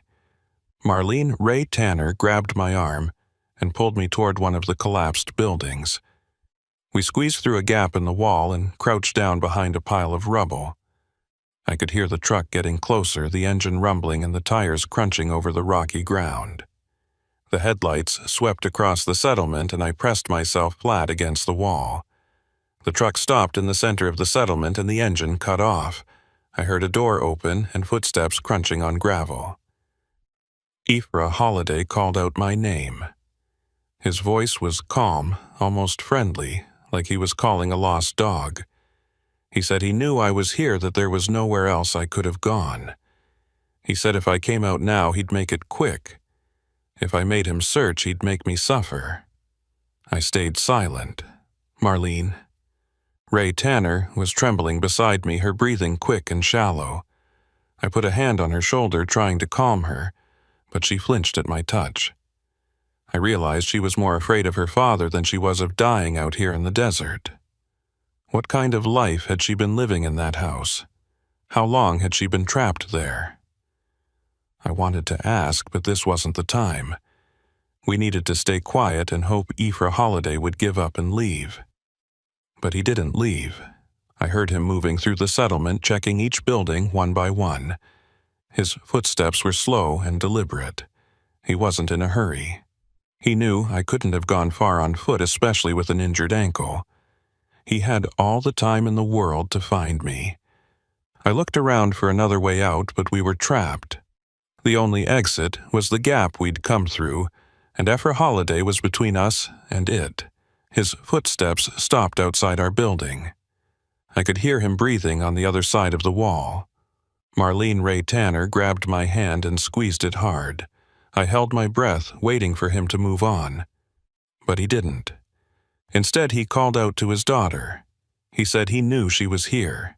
He said he was disappointed in her, that she'd betrayed him. He said when he found her, she'd pay for what she'd done. Marlene Ray Tanner let out a small sob and immediately clapped her hand over her mouth. But it was too late. Ephra Holiday had heard her. I heard him moving toward the gap in the wall. I knew we had seconds before he found us. I looked around desperately for something to use as a weapon. My hand closed around a piece of rebar lying in the rubble. It was about 2 feet long and heavy. It wasn't much, but it was better than nothing.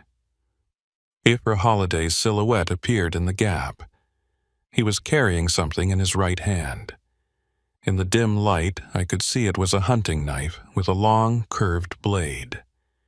He stepped into the building and his eyes adjusted to the darkness. When he saw us, he smiled. It was the same cold smile I'd seen back at the house. He told Marlene Ray Tanner to come to him. She shook her head and pressed herself against the wall. He took another step forward and raised the knife. I didn't think. I just acted. I lunged forward, swinging the rebar at his head. He saw me coming and tried to dodge, but he was too slow. The rebar connected with his shoulder with a sickening crack. He grunted in pain and stumbled backward. The knife fell from his hand and clattered on the ground. I swung again this time, aiming for his head. He ducked, and the rebar whistled past his ear and slammed into the wall, sending up a shower of sparks. Ephra Holiday recovered faster than I expected. He charged at me, driving his shoulder into my chest and knocking me backward. I hit the ground hard, and the rebar flew from my hand. He was on top of me in an instant, his hands closing around my throat. His face was inches from mine, and I could see the rage in his eyes. He was going to kill me, and there was nothing I could do to stop him. Then, Marlene Ray Tanner was there. She'd picked up the hunting knife and she drove it into her father's back. He roared in pain and released his grip on my throat. He spun around and backhanded her across the face. She fell to the ground, and the knife stayed in his back. He reached behind him trying to pull it out, but he couldn't reach it. Blood was spreading across his shirt, and he was breathing hard. I scrambled to my feet and grabbed the rebar. Aoife Holiday turned back to me and we locked eyes. For a moment, neither of us moved. Then he lunged at me again, and I swung the rebar with everything I had left. It connected with the side of his head, and he dropped like a stone. He hit the ground and didn't move. Blood pooled beneath him, mixing with the dust and debris. I stood there gasping for air, trying to process what had just happened. Marlene Ray Tanner got to her feet slowly. Her lip was bleeding, and her cheek was already starting to swell. She looked down at her father's body, and then at me. I asked her if she was okay, and she nodded. I asked her if he was dead, and she bent down to check. She put her fingers to his neck and held them there for a moment. Then she looked up at me and nodded again. I felt a wave of relief wash over me, followed immediately by a wave of nausea. I'd just killed a man. It was self-defense, there was no question about that, but it didn't make it any easier. I dropped the rebar and leaned against the wall, trying to steady myself. Marlene Ray Tanner stood up and walked over to me. She said we needed to leave, that we needed to get to the highway and find help. I nodded. She was right. We couldn't stay here. We walked out of the building and over to the pickup truck. The keys were still in the ignition. I climbed into the driver's seat and Marlene Ray Tanner got in on the passenger side. I started the engine and put the truck in gear. I had no idea which direction to go, but I figured if we drove long enough, we'd hit a road eventually. I turned the truck around and started driving. We drove in silence for maybe 20 minutes. The desert stretched out in every direction, featureless and endless. I kept checking the rearview mirror, half expecting to see Aoife Holiday's body sitting up and coming after us. But there was nothing. Just darkness. Marlene Ray Tanner sat with her hands folded in her lap, staring straight ahead. I wanted to say something to comfort her, but I didn't know what. Finally, I saw lights ahead. Real lights, not just bare bulbs swaying in the breeze. As we got closer, I realized it was the highway. I'd never been so happy to see a road in my life. I turned onto the highway and headed north. Within minutes, I saw the lights of a gas station. I pulled in and parked near the entrance. There was an attendant inside, a middle-aged woman reading a magazine behind the counter. I told Marlene Ray Tanner to wait in the truck and I went inside. The attendant looked up when I came in and her eyes widened. I must have looked like hell, covered in dirt and blood with my clothes torn. I told her I needed to use the phone, that it was an emergency. She handed me the phone without asking questions. I dialed 911 and waited for the operator to answer. When she did, I told her everything. I told her about Aoife Holiday and the house and the body in the freezer. I told her about Marlene Ray Tanner and the abandoned settlement. I gave her the best description I could of where we'd been, though I wasn't sure how accurate it was. The operator told me to stay where I was, the police were on their way. She kept me on the line asking questions and making sure I was okay. I answered as best I could, but my mind was elsewhere. I was thinking about that freezer and what I'd seen inside. I was thinking about Marlene Ray Tanner and what she'd endured. I was thinking about how close I'd come to ending up dead in the desert. The police arrived about 15 minutes later. There were 3 patrol cars and an ambulance. The officers took statements from both Marlene Ray Tanner and me. They checked my ankle, which was badly swollen, and the paramedics wrapped it and gave me an ice pack. They took Marlene Ray Tanner to the hospital to get checked out. One of the officers told me they were sending units out to find the house and the settlement. He said it might take a while given how remote the area was, but they'd find it. They found it the next day. The house was just as I described it, and so was the freezer. There were 3 bodies inside, all of them wrapped in plastic and frozen solid. The police identified them as missing persons from various parts of Texas and New Mexico.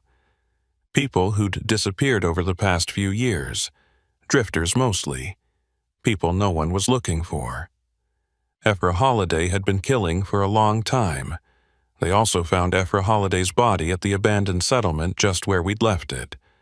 The coroner determined he'd died from blunt force trauma to the head. The police ruled it self-defense, and I was cleared of any wrongdoing. Marlene Ray Tanner was placed in protective custody while they tried to locate any relatives. She told the police her father had taken her when she was a child, that she didn't remember anything before the house. She'd been his prisoner for over 15 years.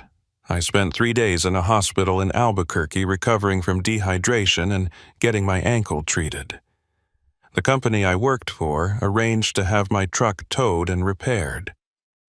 When I was finally released, I went back to work, trying to return to some semblance of normal life. But normal felt like a foreign concept. Every time I drove through the desert, I thought about that night. Every time I passed an isolated house, I wondered what might be happening inside.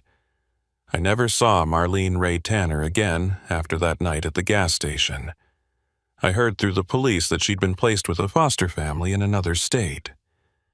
I hoped she was doing okay, that she was finally getting the chance to live a normal life. She'd saved mine, and I'd saved hers. In a way, we were even. But even now, months later, I can't shake the feeling that I got lucky. If my truck hadn't broken down in that exact spot, if I'd seen different lights in the distance, if I'd made any number of different choices, I might have ended up in that freezer too. Just another missing person no one was looking for. The first few weeks after I got back on the road were the hardest. I'd taken some time off after leaving the hospital, telling my dispatcher I needed to recover physically and mentally from what had happened. The company was understanding given the circumstances. They even offered to let me switch routes to avoid that stretch of highway between El Paso and Albuquerque. But I refused. I told myself I wasn't going to let what happened change the way I lived my life. I was a trucker, and that route was part of my territory. I wasn't going to avoid it just because of one bad night. Looking back, I realized that was pride talking. Or maybe it was stubbornness. Either way, I should have taken them up on their offer. Because the first time I drove through that area again, everything came flooding back. The darkness, the isolation, the feeling of being hunted. I found myself gripping the steering wheel so tight, my knuckles turned white. Every shadow looked like Ephra Holliday. Every abandoned structure looked like that house. I made it through the run, but barely.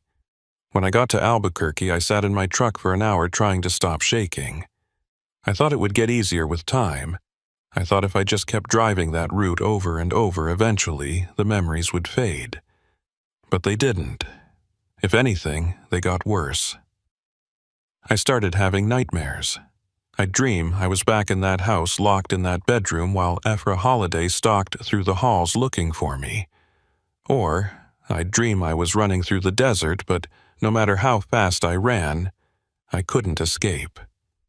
The truck would appear behind me, its headlights bearing down, and I'd wake up gasping for air, drenched in sweat.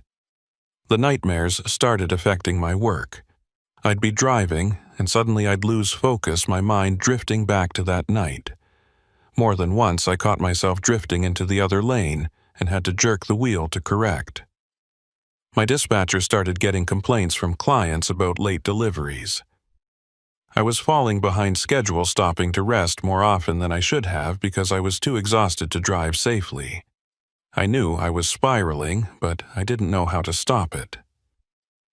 About 2 months after the incident, I was assigned another run through West Texas.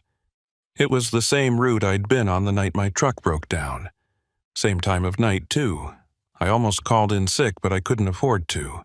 I'd already burned through most of my savings during my recovery, and I needed the money. So I loaded up and hit the road, trying to convince myself it would be fine. The first few hours were uneventful. The sun set and darkness fell, and I kept driving. I passed through the same small towns, the same stretches of empty highway.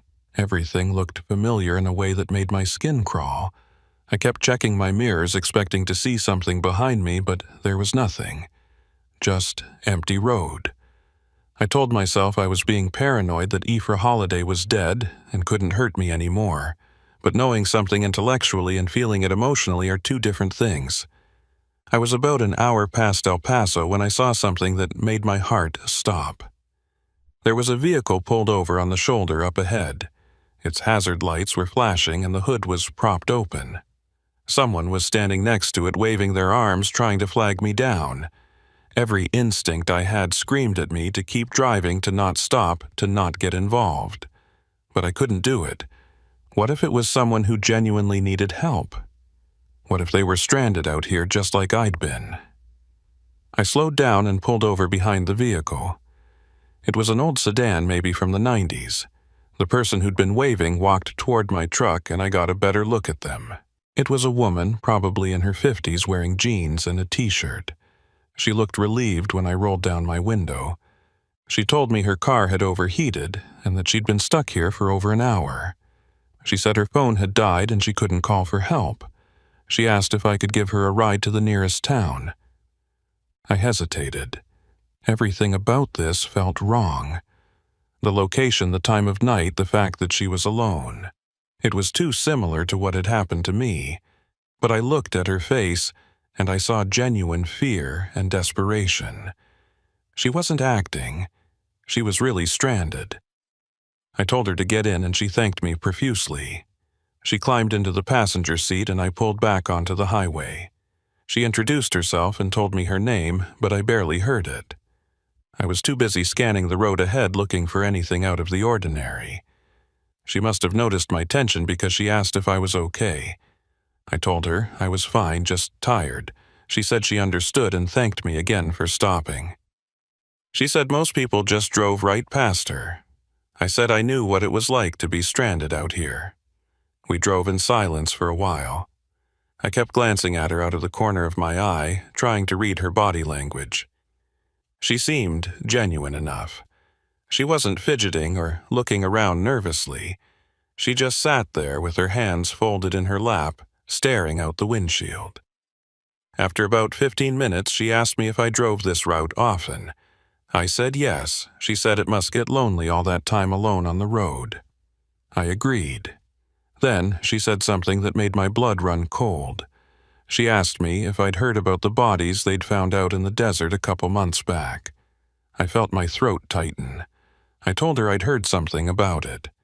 She said it was terrible that someone could do that to people.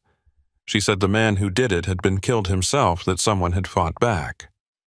I nodded, but didn't say anything. She turned to look at me, and I could feel her eyes on me. She asked if I was the one who killed him. I nearly drove off the road. I jerked the wheel and the truck swerved before I got it back under control. I asked her what she was talking about, and she said she'd seen the news reports. She said they'd mentioned a trucker who'd escaped and killed his captor in self-defense. She said my face had been on the news. I told her she was mistaken, that it wasn't me, but she just smiled and said she understood if I didn't want to talk about it. I pulled off at the next exit and stopped at a gas station. I told her this was as far as I could take her, that she could call someone from here. She thanked me and got out of the truck. As she was walking away, she turned back and said something I'll never forget. She said I shouldn't feel guilty about what I did, that Aoife Holiday had deserved what he got. She said she'd known him years ago before he'd moved out to that house. She said he'd always been evil, that it was only a matter of time before someone stopped him. Then she walked into the gas station and disappeared. I sat there for a long time trying to process what had just happened. Who was that woman? How did she know Aoife Holiday? And why had she flagged me down specifically? It felt like more than coincidence. It felt planned. But to what end? I thought about going into the gas station to find her to ask her these questions, but I couldn't bring myself to do it. I just wanted to get away from there as fast as possible. I pulled back onto the highway and continued north. The rest of the drive passed in a blur. I couldn't stop thinking about what the woman had said about Ephra Holiday being evil, about how someone needed to stop him. Had she known about the bodies?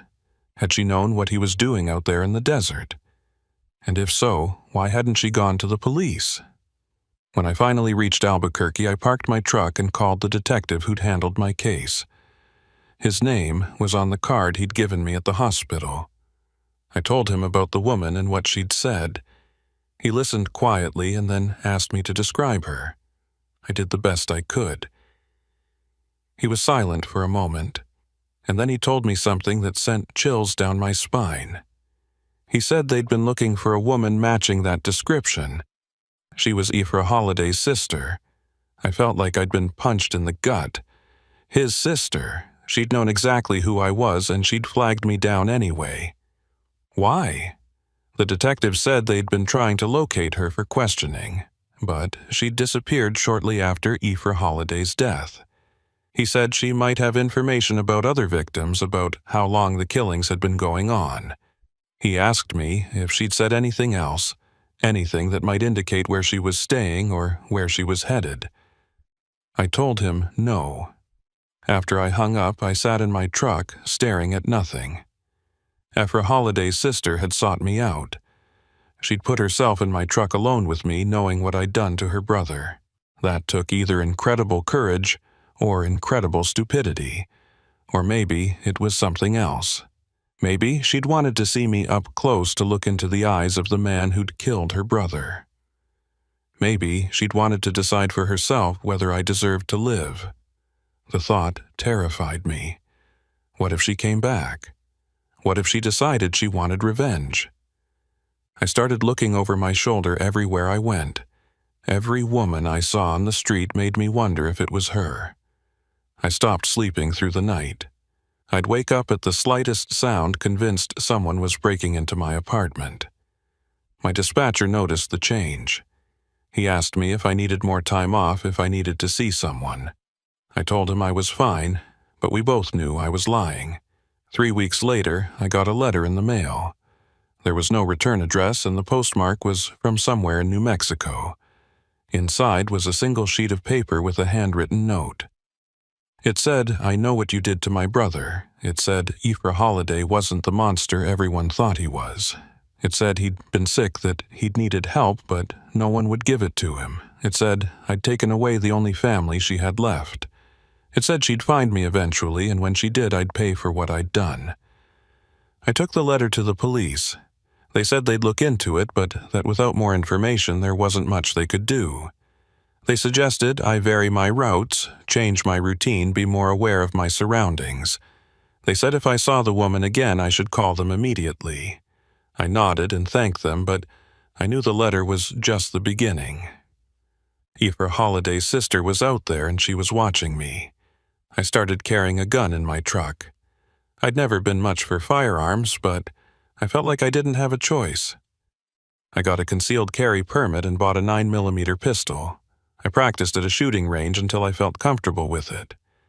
I kept it in a holster on my hip whenever I was driving.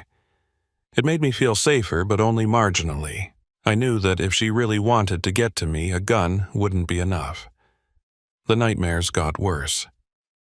Now, instead of dreaming about Ephra Holiday, I dreamed about his sister. She'd appear in my truck sitting in the passenger seat smiling at me. Or I'd see her standing on the side of the road watching as I drove past. Or I'd come home and find her waiting in my apartment. I'd wake up convinced she was really there, and I'd search every room with my gun drawn. Of course, I never found anything, but the fear was always there, lurking in the back of my mind. I tried to keep working, but it became impossible. I couldn't focus on the road. I was making mistakes, dangerous mistakes. One night, I nearly fell asleep at the wheel and drifted into oncoming traffic. I woke up just in time to swerve back into my lane, narrowly avoiding a head-on collision. The other driver laid on their horn, and I watched in my mirror as they gave me the finger. I pulled over and sat there shaking. I couldn't do this anymore. I couldn't keep pretending everything was fine when it clearly wasn't. I called my dispatcher the next morning and told him I needed to take an extended leave of absence. He didn't argue. He said he'd been worried about me and that he thought it was the right decision. He said my job would be waiting for me when I was ready to come back. I thanked him and hung up. Then I sat in my apartment and tried to figure out what to do next. I thought about moving to a different city somewhere far away from Texas and New Mexico, but I knew that wouldn't solve anything. Ephra Holliday's sister had found me once. She could find me again. Running wouldn't help. I thought about going to the police and asking for protection, but I knew they couldn't spare the resources to guard me indefinitely. I was on my own. I started seeing a therapist. She specialized in trauma and PTSD. I told her everything about Ephra Holliday, about Marlene Ray Tanner, about the bodies in the freezer. I told her about the sister and the letter and the nightmares. She listened without judgment, and then she told me I was experiencing a normal response to an abnormal situation. She said what I'd been through would have traumatized anyone, and that I shouldn't feel ashamed for struggling with it. We worked together over the next few months. She taught me coping techniques, ways to manage the anxiety and the fear. She helped me understand that I'd done what I had to do to survive, that I wasn't a murderer. Slowly, very slowly, I started to feel better. The nightmares became less frequent. The panic attacks subsided. I started sleeping through the night again. I even started thinking about going back to work. But I never stopped looking over my shoulder. I never stopped checking my mail for letters with no return address. I never stopped scanning crowds for a familiar face, because I knew that somewhere out there Ephra Holliday's sister was waiting. She'd promised she'd find me, and I believed her. It was just a matter of time. 4 months after I'd taken my leave of absence, I got a call from the detective. He said they'd found Ephra Holliday's sister. She'd been living in a motel in Roswell using a fake name. They'd arrested her after she'd tried to buy a gun from an undercover officer. She'd told them she was planning to kill the man who'd murdered her brother. The detective said I was safe now that she'd be going to prison for a long time. I should have felt relieved. I should have felt like a weight had been lifted off my shoulders. But I didn't. I just felt empty. The fear I'd been living with for months had become so much a part of me that I didn't know how to exist without it. I thanked the detective and hung up. Then I sat in my apartment and stared at the wall. A week later, I called my dispatcher and told him I was ready to come back. He sounded happy to hear from me. He said they'd missed me and that they had plenty of work if I was ready for it. I said I was. He assigned me a run from Albuquerque to Phoenix. A simple, straightforward route. Nothing that would take me through West Texas. I appreciated that. I loaded up my truck and hit the road. It felt strange to be driving again after so long. The cab felt smaller than I remembered. The road felt narrower. But as the miles passed, I started to relax. I turned on the radio and let the music fill the space. I rolled down the window and felt the wind on my face. For the first time in months, I felt almost normal. But normal is a relative term. I knew I'd never be the same person I was before that night in the desert. That person died when Ephra Holliday locked me in that bedroom. The person I am now is someone different, someone harder, someone more cautious. I don't stop for stranded motorists anymore. I don't take detours through unfamiliar territory. I stick to the main roads and I keep my gun close. Some people might call that paranoia. I call it survival. I still think about Marlene Ray Tanner sometimes. I wonder where she is and if she's okay. I hope she's found some peace, some semblance of a normal life. She deserved that after everything she'd been through. We both did. But I know better than to look for happy endings. Life doesn't work that way, especially not after you've seen what I've seen. The desert at night still makes me uneasy.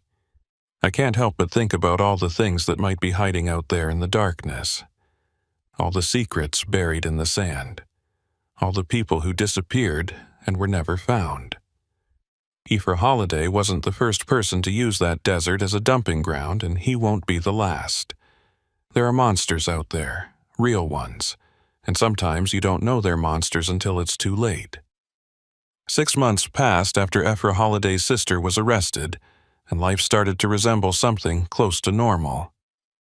I was back on the road full-time, taking runs across the Southwest just like I'd done before that night in the desert. My dispatcher was careful about my routes at first, keeping me away from West Texas and the areas where everything had happened. But gradually, as I seemed to be doing better, he started giving me more varied assignments. I appreciated his caution, but part of me felt like I needed to face those roads again. I needed to prove to myself that I wasn't going to let fear control my life. The nightmares had mostly stopped. I still had them occasionally, but they were less vivid, less frequent. My therapist said that was progress. She said trauma doesn't just disappear overnight, that healing is a long process with setbacks and victories.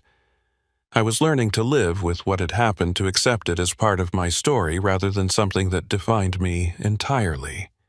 Some days were harder than others, but I was managing. I'd started dating someone. Her name was irrelevant to this story, but she was kind and patient, and she didn't push me to talk about things I wasn't ready to discuss. She knew I'd been through something traumatic. She'd seen the scars on my hands from that night, and the way I sometimes flinched at unexpected sounds. She never asked for details, and I never offered them. It was an unspoken agreement between us, and it worked. Things were good. Or as good as they could be given everything. I'd even started thinking about the future, about maybe settling down somewhere, buying a house, getting out of the trucking business entirely. My body was starting to feel the years of driving the aches in my back and shoulders that never quite went away. I was only in my mid-30s, but I felt older. The road does that to you. It takes more than it gives. It was a Thursday night in March when everything changed again. I was hauling a load of electronics from Albuquerque to San Antonio. It was a route I'd driven dozens of times before, nothing unusual about it. The weather was clear and the traffic was light. I was making good time and I was in a decent mood. I'd talked to my girlfriend that morning and she'd mentioned maybe taking a trip together when I got back. Somewhere with a beach, she'd said. Somewhere we could relax. I was about 2 hours outside of Albuquerque when I saw the hitchhiker. She was standing on the shoulder with her thumb out, a small backpack at her feet. She was young, maybe early 20s, with long dark hair. Something about her looked familiar, but I couldn't place it. I drove past her without stopping. I'd learned my lesson about picking up strangers. But as I watched her shrink in my rearview mirror, I felt a pang of guilt. She looked so small and vulnerable out there alone on that empty highway. I drove for another 10 minutes and then I pulled over. I sat there with the engine idling, arguing with myself.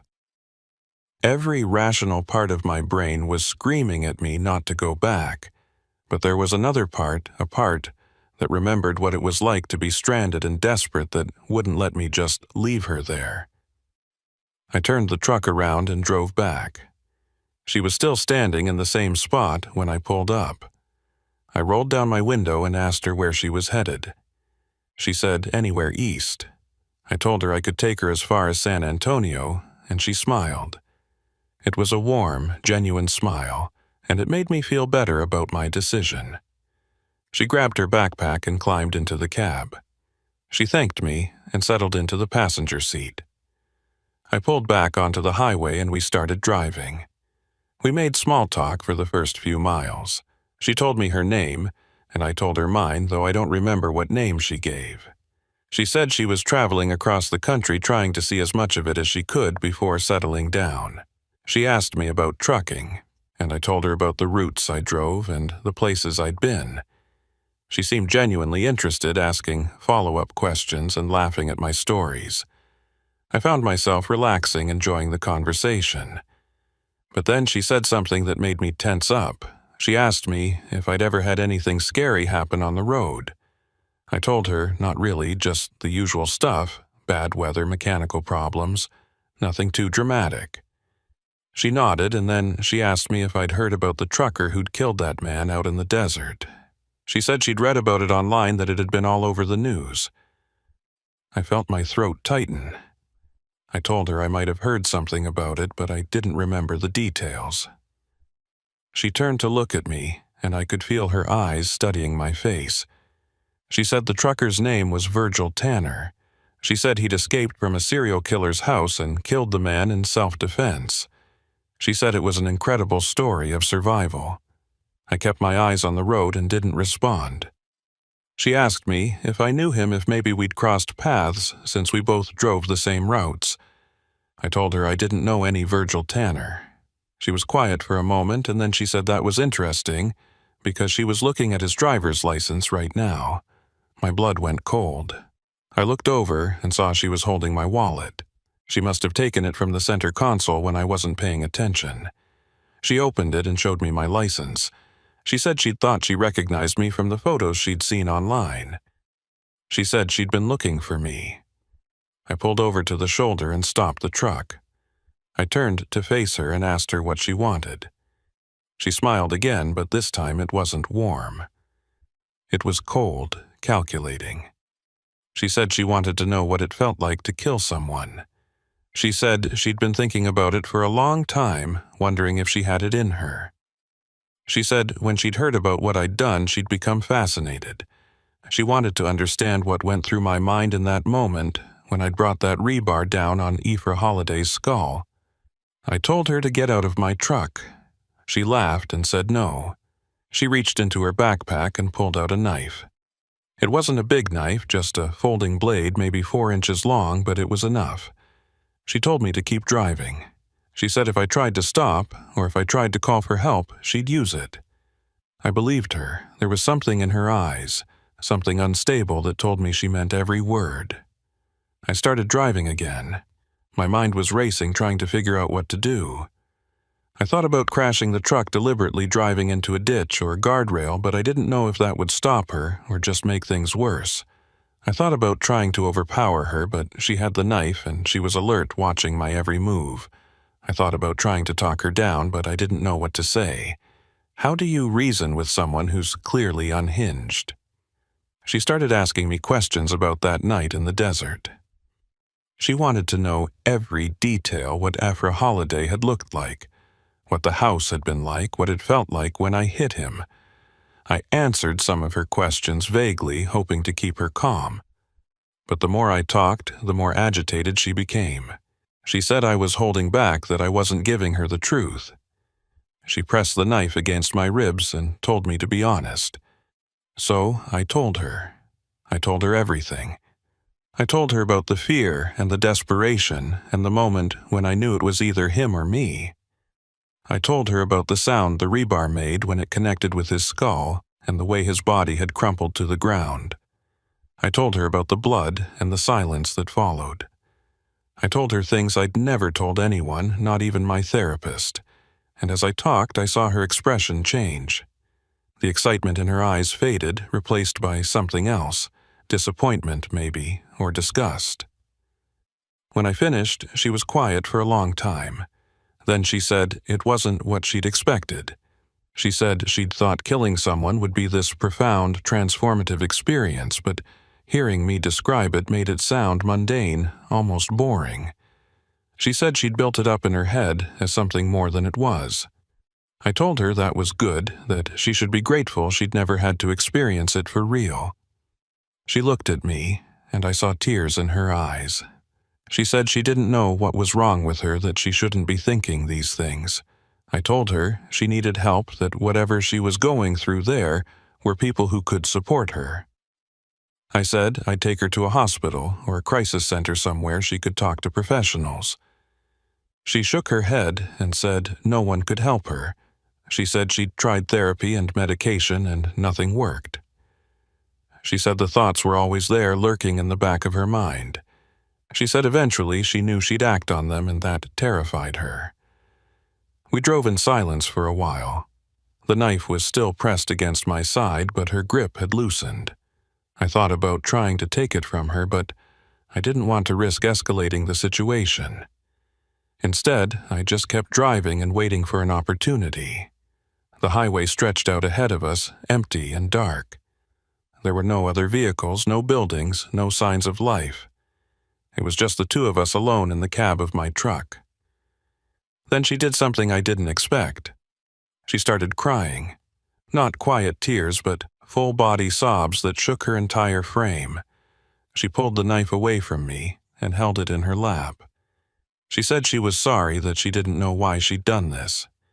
She said she didn't want to hurt me, that she didn't want to hurt anyone. I told her it was okay that we could figure this out together. I asked her to give me the knife, and she hesitated.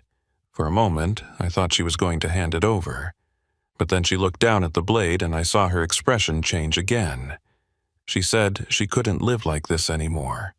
She said the thoughts were too much, that they were consuming her. Before I could react, she turned the knife toward herself and pressed it against her own throat. I slammed on the brakes, and the truck screeched to a halt. The sudden stop threw her forward, and the knife clattered to the floor. I grabbed it before she could, and threw it toward the back of the cab out of reach. She sat there sobbing with her face in her hands. I didn't know what to do. I pulled out my phone and dialed 911. I told the operator where we were and what was happening. She said help was on the way and that I should try to keep the girl calm until they arrived. I put the phone on speaker and set it on the dashboard. Then I just sat there with her while she cried. The police arrived about 20 minutes later, along with an ambulance. They took her into custody and transported her to a psychiatric facility for evaluation. One of the officers took my statement and asked if I wanted to press charges. I said no, I didn't see the point. She needed help, not punishment. The officer nodded and said he understood. He told me I could go, and I climbed back into my truck. I sat there for a while, trying to process what had just happened. Twice now, I'd had encounters that could have ended with me dead. Twice, I'd survived through a combination of luck and circumstance. I didn't know if there would be a third time. I didn't know if my luck would eventually run out. But sitting there in that truck on that empty highway, I made a decision. I was done with long hauls. I was done with overnight drives through isolated areas. I was done putting myself in situations where things could go wrong. I called my dispatcher the next morning and told him I wanted to switch to local routes only. Day trips within 100 miles of Albuquerque, nothing that would take me through remote areas at night. He said he'd see what he could do. A week later, he called me back and said he'd found something. It was less money than I'd been making, but it was steady and safe. I took it without hesitation. That was 8 months ago. I still drive trucks, but now I come home every night. I sleep in my own bed next to my girlfriend.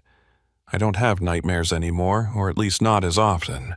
I've put on some weight and my back doesn't hurt as much as it used to. I feel like I'm finally healing, like I'm finally putting that night in the desert behind me. But I still think about it.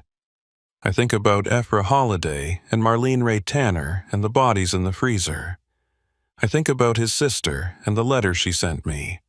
I think about the hitchhiker and the knife pressed against my ribs. I think about all the close calls and narrow escapes, and I wonder how many more there might have been if I'd kept driving those routes. Sometimes late at night when I can't sleep, I'll go outside and look up at the stars.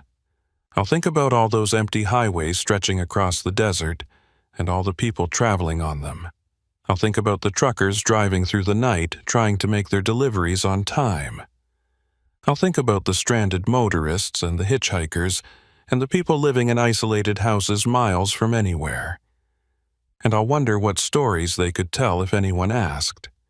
Because the thing about the road is that everyone has a story.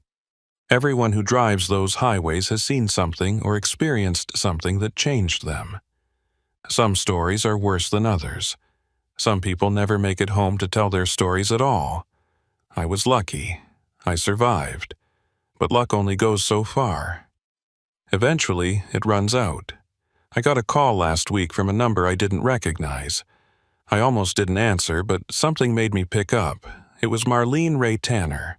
I hadn't heard from her since that night at the gas station, and hearing her voice after all this time was surreal. She said she'd tracked down my number through the police department. She said she wanted to thank me for saving her life. She said she was doing better, that she'd been in therapy and was learning to cope with everything that had happened to her. I told her I was glad to hear it. She asked me how I was doing, and I told her I was okay. We talked for a few minutes, catching up on each other's lives. Then she said something that made my stomach turn. She said she'd been having dreams about her father. She said in the dreams he wasn't dead. She said he'd come back and he was looking for her. She said the dreams felt so real that sometimes she'd wake up and have to check all the locks on her doors and windows just to feel safe.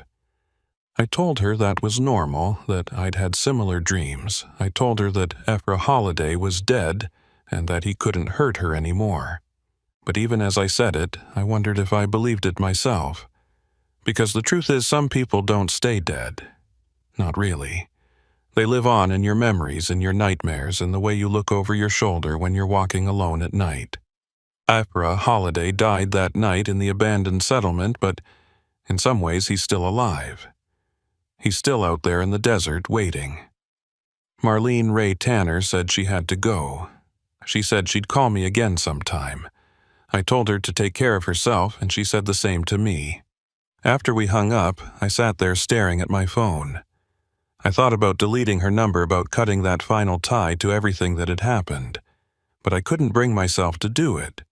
She was the only other person who truly understood what that night had been like.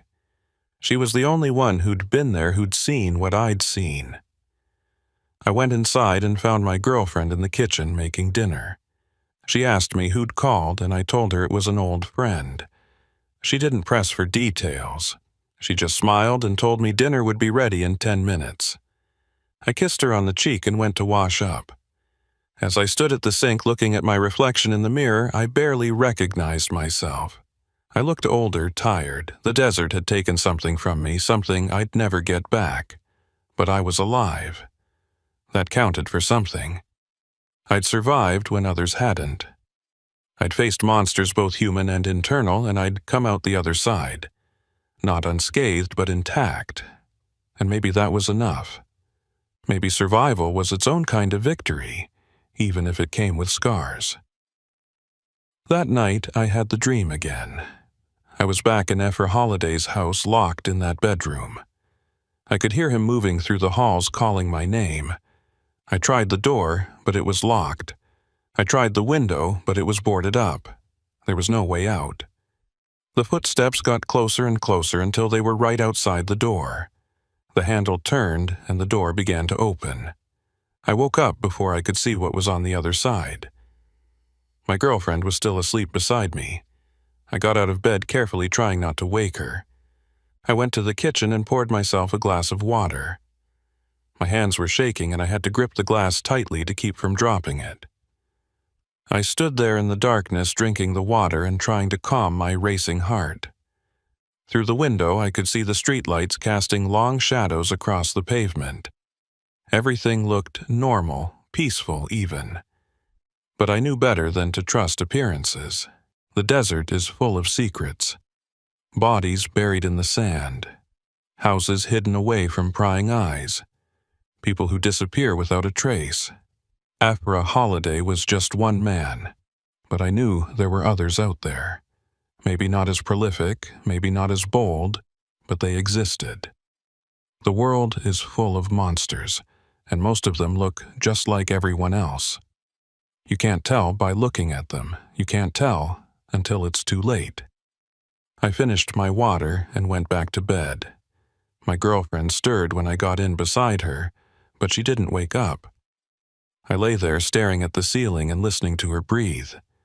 I thought about the life we were building together and about the future we were planning. I thought about how fragile it all was, how easily it could be taken away. But I also thought about how lucky I was to have it. How lucky I was to have survived, to have another chance. Some nights I drive past the exit that leads to that stretch of highway where my truck broke down. I never take it. I don't know if I ever will. Part of me wants to face it to prove to myself that I'm not afraid. But another part of me knows there's nothing to be gained from going back. The past is the past, and dwelling on it only gives it power. Better to keep moving forward to focus on the road ahead. But sometimes late at night when I'm alone with my thoughts, I wonder what would have happened if I'd made different choices that night. What if I'd stayed with my truck instead of walking toward those lights? What if I'd run when Ephra Holiday first locked that door? What if I'd fought back sooner or not at all? Would things have turned out better or worse? Would I even be alive to ask these questions? I'll never know the answers. All I know is that I survived and that survival came at a cost. I'm not the same person I was before that night. I'm harder, more suspicious, more afraid, but I'm also more grateful for the small things. A warm bed, a good meal, someone to come home to. These things matter more now than they used to.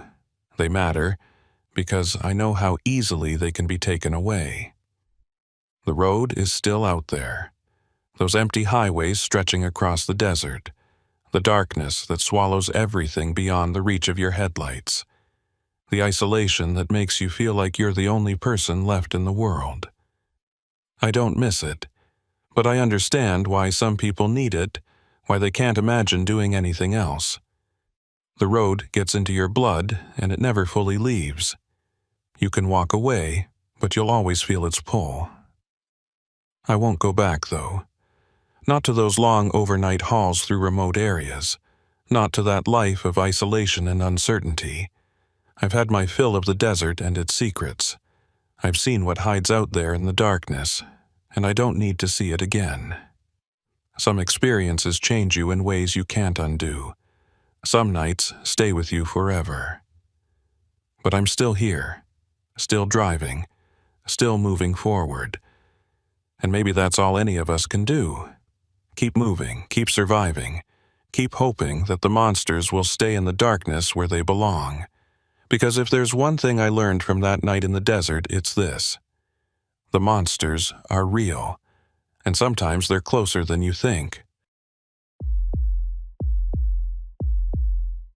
My name is Harlan Boyette, and I've been running freight along the California-Mexico border for close to 13 years.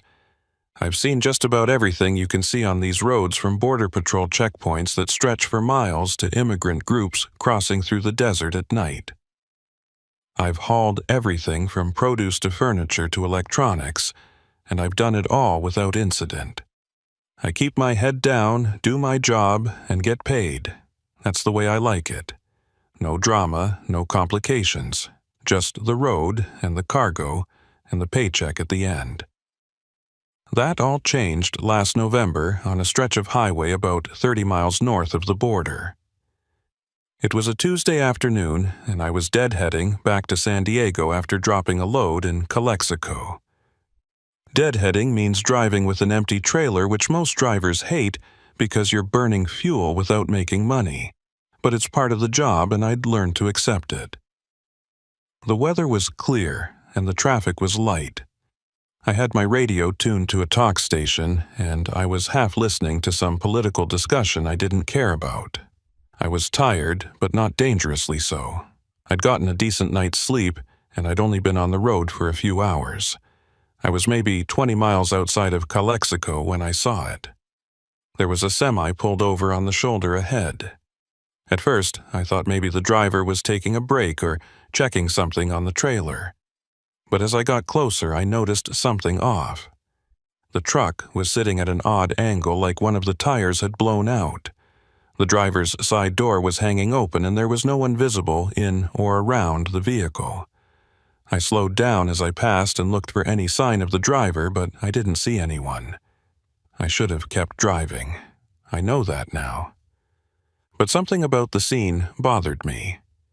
The truck looked abandoned, but it also looked recent. There was no dust covering it, no signs of weathering. It couldn't have been sitting there for more than a few hours. I thought maybe the driver had gone for help, or maybe they'd gotten a ride from someone. But leaving your rig unattended on the side of the highway is asking for trouble. Cargo gets stolen. Trucks get stripped. It's not something any professional driver would do unless they absolutely had to. I pulled over about 100 yards ahead of the abandoned truck and put on my flashers. I climbed out of my cab and walked back along the shoulder. The sun was hot, even though it was November, and I could feel sweat starting to soak through my shirt. As I got closer to the truck, I could see it was a Freightliner, probably 10 years old. The paint was faded, and there were rust spots around the wheel wells. It looked like it had seen better days, but it was still roadworthy, or at least it should have been. I approached the driver's side and looked into the cab. The keys were still in the ignition, and there was a half-empty bottle of water in the cup holder. A cell phone was sitting on the passenger seat. I called out, asking if anyone was there, but got no response. I walked around to the back of the trailer and checked the doors. They were unlocked. I pulled them open and looked inside. The trailer was mostly empty, except for a few cardboard boxes stacked near the front. Nothing unusual. Nothing that would explain why the driver had abandoned the truck. I walked back to the cab and climbed up to get a better look. The interior was messy with fast food wrappers and empty soda cans scattered across the floor. There was a jacket draped over the passenger seat and a duffel bag shoved under it. I picked up the cell phone and tried to turn it on, but the battery was dead. I set it back down and looked around for any other clues. That's when I noticed something that made my stomach turn. There were dark stains on the driver's seat. They looked like dried blood. I backed out of the cab quickly and jumped down to the pavement. My heart was pounding and my mind was racing. Blood in the cab meant something bad had happened here. Maybe the driver had been injured. Maybe there'd been an accident or an altercation. I pulled out my phone and dialed 911. The operator answered and I told her where I was and what I'd found. She said she'd dispatch officers to the location and that I should wait there until they arrived. I told her I would. I walked back to my truck and sat in the cab with the engine running and the air conditioning on. I watched the abandoned Freightliner in my mirrors, trying to make sense of what I'd seen. The blood could have been from something innocent. Maybe the driver had cut themselves on something or had a nosebleed. But why would they leave their truck? Why would they leave their phone and their keys and all their belongings? It didn't make sense. The police arrived about 30 minutes later. 2 patrol cars pulled up behind the abandoned truck and 4 officers got out. I climbed down from my cab and walked over to meet them. One of the officers asked me what I'd found, and I told him everything. He took notes while I talked and then told me to wait by my truck while they investigated. I did what he said. I watched as the officers searched the Freightliner. They looked in the cab and in the trailer and under the truck. One of them took photos with his phone. Another one made a call on his radio. After about 20 minutes, one of the officers walked over to me. He asked me if I'd touched anything in the truck, and I told him I'd picked up the cell phone, but that was it. He asked me if I'd seen anyone else in the area, and I said no. He thanked me for calling it in and said I was free to go. He gave me his card and told me to call if I remembered anything else. I climbed back into my truck and pulled onto the highway. As I drove away, I kept looking in my mirrors at the abandoned Freightliner and the officers swarming around it. I had a bad feeling about the whole thing. Something terrible had happened there and I'd stumbled right into the middle of it. I tried to shake off the feeling and focus on the road, but I couldn't. The image of those bloodstains kept flashing through my mind. I made it back to San Diego by early evening. I parked my truck at the company yard and went home to my apartment. I tried to relax, tried to watch TV and forget about what I'd seen, but it was impossible. I kept thinking about that abandoned truck and wondering what had happened to the driver. Around 9 o'clock, I got a call from an unknown number. I almost didn't answer, but something made me pick up. It was a detective. He introduced himself as Lowell Creed and said he was investigating the abandoned truck I'd found. He said he wanted to ask me a few more questions and asked if I could come down to the station the next day. I told him I could. He thanked me and hung up. I sat there staring at my phone, wondering what kind of questions he could possibly have that the officers on the scene hadn't already asked. The next morning, I drove to the police station. It was a squat concrete building in a part of town I didn't know well. I parked in the visitor lot and went inside. The front desk officer called Detective Lowell Creed, and a few minutes later he came out to meet me. He was a tall man, probably in his 50s, with gray hair and a weathered face. He shook my hand and led me back to a small interview room. We sat down across from each other at a metal table. He asked me to go through everything again from the beginning. I told him about seeing the truck on the shoulder and deciding to stop. I told him about the open door and the blood on the seat and the cell phone with the dead battery. He listened without interrupting and took notes on a small pad. When I finished, he asked me if I'd noticed anything unusual about the area around the truck. Any other vehicles or people or signs of a struggle? I told him no. Then he asked me something that caught me off guard. He asked me if I'd looked inside any of the boxes in the trailer. I told him I hadn't, that I'd only glanced inside to see if it was empty. He nodded and wrote something down. He asked me if I knew a man named Raymond Kurtz. I said I didn't. He showed me a photo on his phone. It was a driver's license photo of a heavy-set man in his 40s with a beard. He asked me if I'd ever seen him before, and I said I hadn't. Detective Lowell Creed told me that Raymond Kurtz was the driver of the abandoned freightliner. He said Kurtz had been reported missing by his employer 2 days earlier when he'd failed to make a scheduled delivery. He said the blood in the cab matched Kurtz's blood type, but that wasn't enough to confirm anything. He said they were treating it as a missing persons case for now, but that it could turn into something more serious depending on what they found. I asked him if there were any leads, and he said not yet. He said they'd checked Kurtz's phone records and his bank accounts but hadn't found anything suspicious. He said Kurtz had no history of violence or drug use. He was just a regular trucker trying to make a living. The detective said sometimes people just disappear, especially in this part of the country. He said the border area was full of dangers, from cartels to human traffickers to simple robberies gone wrong. He asked me if I'd be willing to take a drive with him out to where the truck had been found. He said he wanted to get my perspective on the scene now that it had been processed. I didn't really want to go back there, but I felt like I owed it to Raymond Kurtz, or at least to his family, to do whatever I could to help. I told the detective I'd go with him. We drove out to the location in his unmarked sedan. The abandoned freightliner was gone now, towed to an impound lot for further investigation. But the spot where it had been was still marked with evidence tape. Detective Lowell Creed parked on the shoulder and we got out.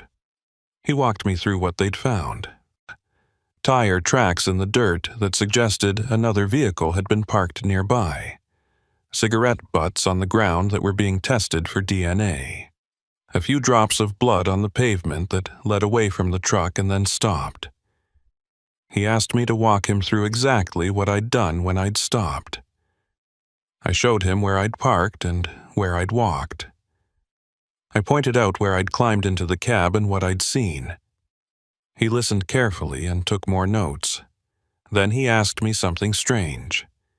He asked me if I'd noticed any smell coming from the truck. I thought about it and said I didn't remember smelling anything unusual. He nodded and didn't explain why he'd asked. We stood there for a while looking at the empty space where the freightliner had been. The highway stretched out in both directions, empty and quiet. In the distance, I could see the mountains that marked the border. Detective Lowell Creed said they'd found something else in the trailer. He said it wasn't in any of the boxes I'd seen, but hidden under a false floor panel. He said they'd found personal belongings, wallets, IDs, photographs. He said they belonged to at least 7 different people. I felt a chill run down my spine despite the heat. I asked him what that meant, and he said they didn't know yet. He said none of the IDs matched any current missing persons reports. He said they were running the names through databases trying to find any connection. He said it was possible Raymond Kurtz was involved in something illegal. Or it was possible he'd stumbled onto something and paid the price for it. Either way, the detective said this case was more complicated than it had first appeared. He drove me back to the station and thanked me for my help. He gave me another card and told me to call if I thought of anything else, no matter how small. I promised I would. I drove back to my apartment and spent the rest of the day trying to process what he'd told me. 7 people, 7 sets of belongings hidden in a truck. What had Raymond Kurtz been mixed up in? And where was he now? That night I couldn't sleep. I kept thinking about those personal belongings hidden under the floor of the trailer. I thought about the people they'd belonged to and what might have happened to them. I thought about Raymond Kurtz and whether he'd been a victim or a perpetrator. The line between the two seemed blurry. I'd seen enough in my years on the road to know that people aren't always what they seem. Good people do bad things. Bad people sometimes have good reasons. 3 days later, Detective Lowell Creed called me again. He said they'd identified some of the people whose belongings had been found in the truck. He said they were all immigrants who'd crossed the border illegally within the past year. He said none of them had been reported missing because their families assumed they'd made it safely into the country and were just lying low. He said the working theory now was that Raymond Kurtz had been involved in human smuggling and that something had gone wrong during a transport. I asked him if they'd found Kurtz yet, and he said no. He said they'd expanded the search area and brought in search dogs, but there was no trace of him. He said it was like he'd vanished into thin air. He asked me again if I was sure I hadn't seen anything unusual when I'd stopped at the truck. Any other vehicles, any people, anything at all. I told him I was sure, but that wasn't entirely true. As I sat there on the phone with Detective Lowell Creed, I remembered something I'd forgotten to mention. When I'd been standing by the abandoned freightliner waiting for the police to arrive, I'd seen a car pass by slowly. It was a dark sedan with tinted windows. It had slowed down as it approached, and the driver had looked at me. I couldn't see their face through the tint, but I could feel them watching me. Then the car had sped up and driven away. At the time, I'd thought nothing of it. People slow down to look at accidents and abandoned vehicles all the time. But now, thinking back on it, the way that car had slowed down felt deliberate. Like whoever was inside had been checking to see who I was and what I was doing there. I told Detective Lowell Creed about the car. He asked me if I could remember anything else about it. The make or model or the license plate. I told him I couldn't, that it had all happened too fast. He said that was okay, that it might be important or it might be nothing. He said he'd add it to the case file. We hung up, and I sat there feeling like I'd failed somehow. Like I should have paid more attention, should have noticed more details. Over the next few weeks, I tried to get back to my normal routine. I took loads up and down the coast from San Diego to Los Angeles to San Francisco. I tried not to think about Raymond Kurtz or the abandoned freightliner or the 7 people whose belongings had been found in the trailer. But it was always there in the back of my mind. Every time I passed another semi on the highway, I wondered what they were carrying. Every time I saw someone pulled over on the shoulder, I wondered if they were in trouble. I started noticing things I'd never paid attention to before. Cars that seemed to be following me for too long. Vehicles parked in rest stops with people sitting inside just watching. Faces at truck stops that looked familiar even though I was sure I'd never seen them before. I told myself I was being paranoid, that the stress of what had happened was making me see threats where there were none. But I couldn't shake the feeling that something was watching me, that I'd seen something I wasn't supposed to see and that someone knew about it. Then one night, about a month after I'd found the abandoned truck, I got a visitor. I was sitting in my apartment eating a microwaved dinner and watching the news when someone knocked on my door. It was late, maybe 10 o'clock, and I wasn't expecting anyone. I looked through the peephole and saw a woman standing in the hallway. She was thin and pale with dark hair pulled back in a ponytail. She was wearing jeans and a dark jacket, and she kept looking over her shoulder like she was afraid someone might be following her. I didn't recognize her, but something about her demeanor made me open the door anyway. She asked me if I was Harlan Boyette, and I said yes. She asked if she could come in and talk to me. I asked her who she was, and she said her name was Inez Marrow. She said she had the information about Raymond Kurtz and the truck I'd found on the highway. That got my attention. I stepped aside and let her in. She walked past me quickly, and I closed the door behind her. She stood in the middle of my living room looking around like she was checking for exits or hidden cameras. I asked her how she'd found me, and she said it hadn't been hard. She said my name had been in the police report and that finding someone's address isn't difficult if you know where to look. I asked her what she wanted, and she said she needed to tell someone what she knew before it was too late. She said she'd tried going to the police, but she was afraid they wouldn't believe her, or worse, that they'd put her in danger by investigating. She said I was involved whether I wanted to be or not, and that I deserved to know the truth. I told her to sit down, and she did. She perched on the edge of my couch with her hands clasped in her lap. I sat across from her in my recliner and waited for her to speak. She took a deep breath, and then she told me her story. She said she'd been living in Mexicali for the past 3 years, working odd jobs and trying to save enough money to bring her family north. She said about 6 months ago she'd been approached by a man who offered her a job. He said he needed people to help coordinate transports across the border.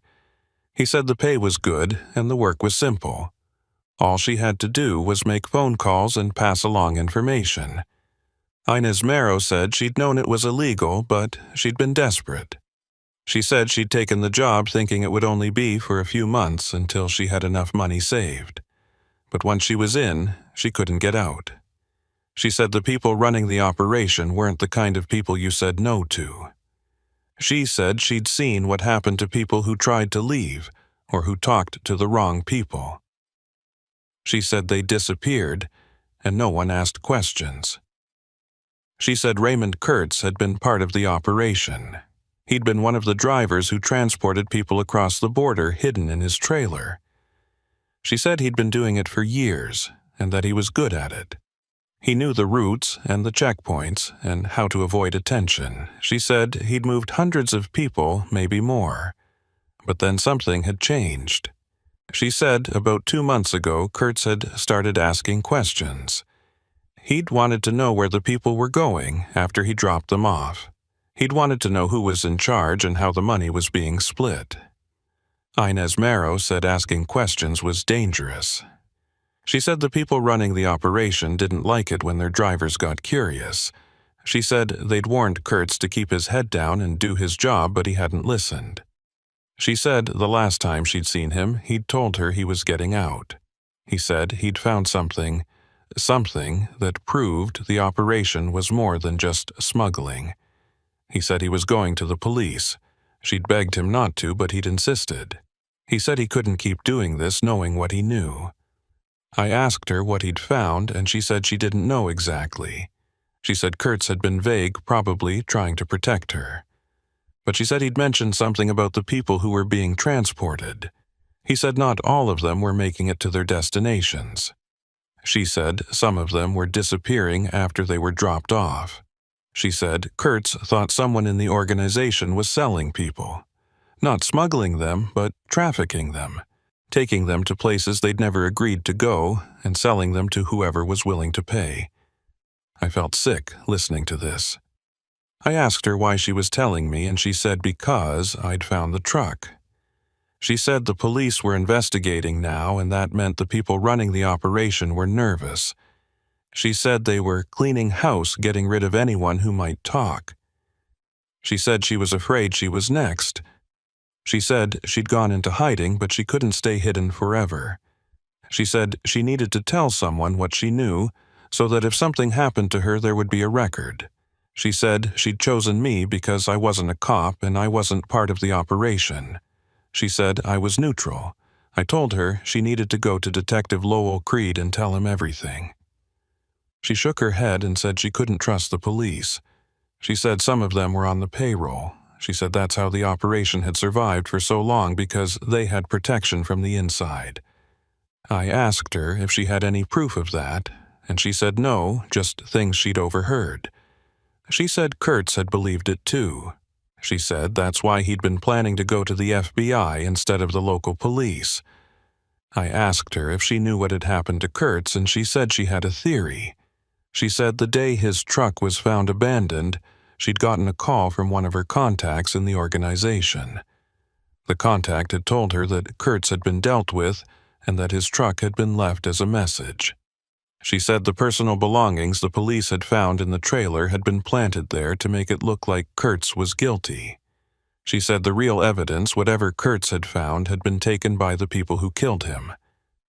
I asked her if she knew where Kurtz's body was, and she said no. She said she assumed it was buried somewhere in the desert where it would never be found. She said that's what they did with people who caused problems. She said the desert was full of unmarked graves. I sat there trying to process everything she was telling me. If what she said was true, then I'd stumbled into something much bigger and more dangerous than I'd realized, and the fact that she'd come to me meant I was now on their radar. I asked Inez Marrow what she wanted me to do with this information. She said she wanted me to give it to someone who could do something about it. Someone outside the local police, someone who didn't have ties to the organization. She said she'd written everything down, names, dates, locations, as much as she could remember. She pulled a folded envelope from her jacket and handed it to me. She said if anything happened to her, I should give it to the FBI. She said they were the only ones she trusted to investigate properly. I took the envelope and looked at it. It was sealed, and there was nothing written on the outside. I asked her why she didn't just mail it to the FBI herself, and she said she was afraid it would be intercepted. She said she'd been followed for the past week. She said she'd seen the same cars in different places. She said she'd gotten phone calls from unknown numbers where no one spoke, just breathed into the phone. She said they were watching her, waiting for her to make a mistake. I asked her where she was staying, and she said she couldn't tell me. She said the less I knew, the safer I'd be.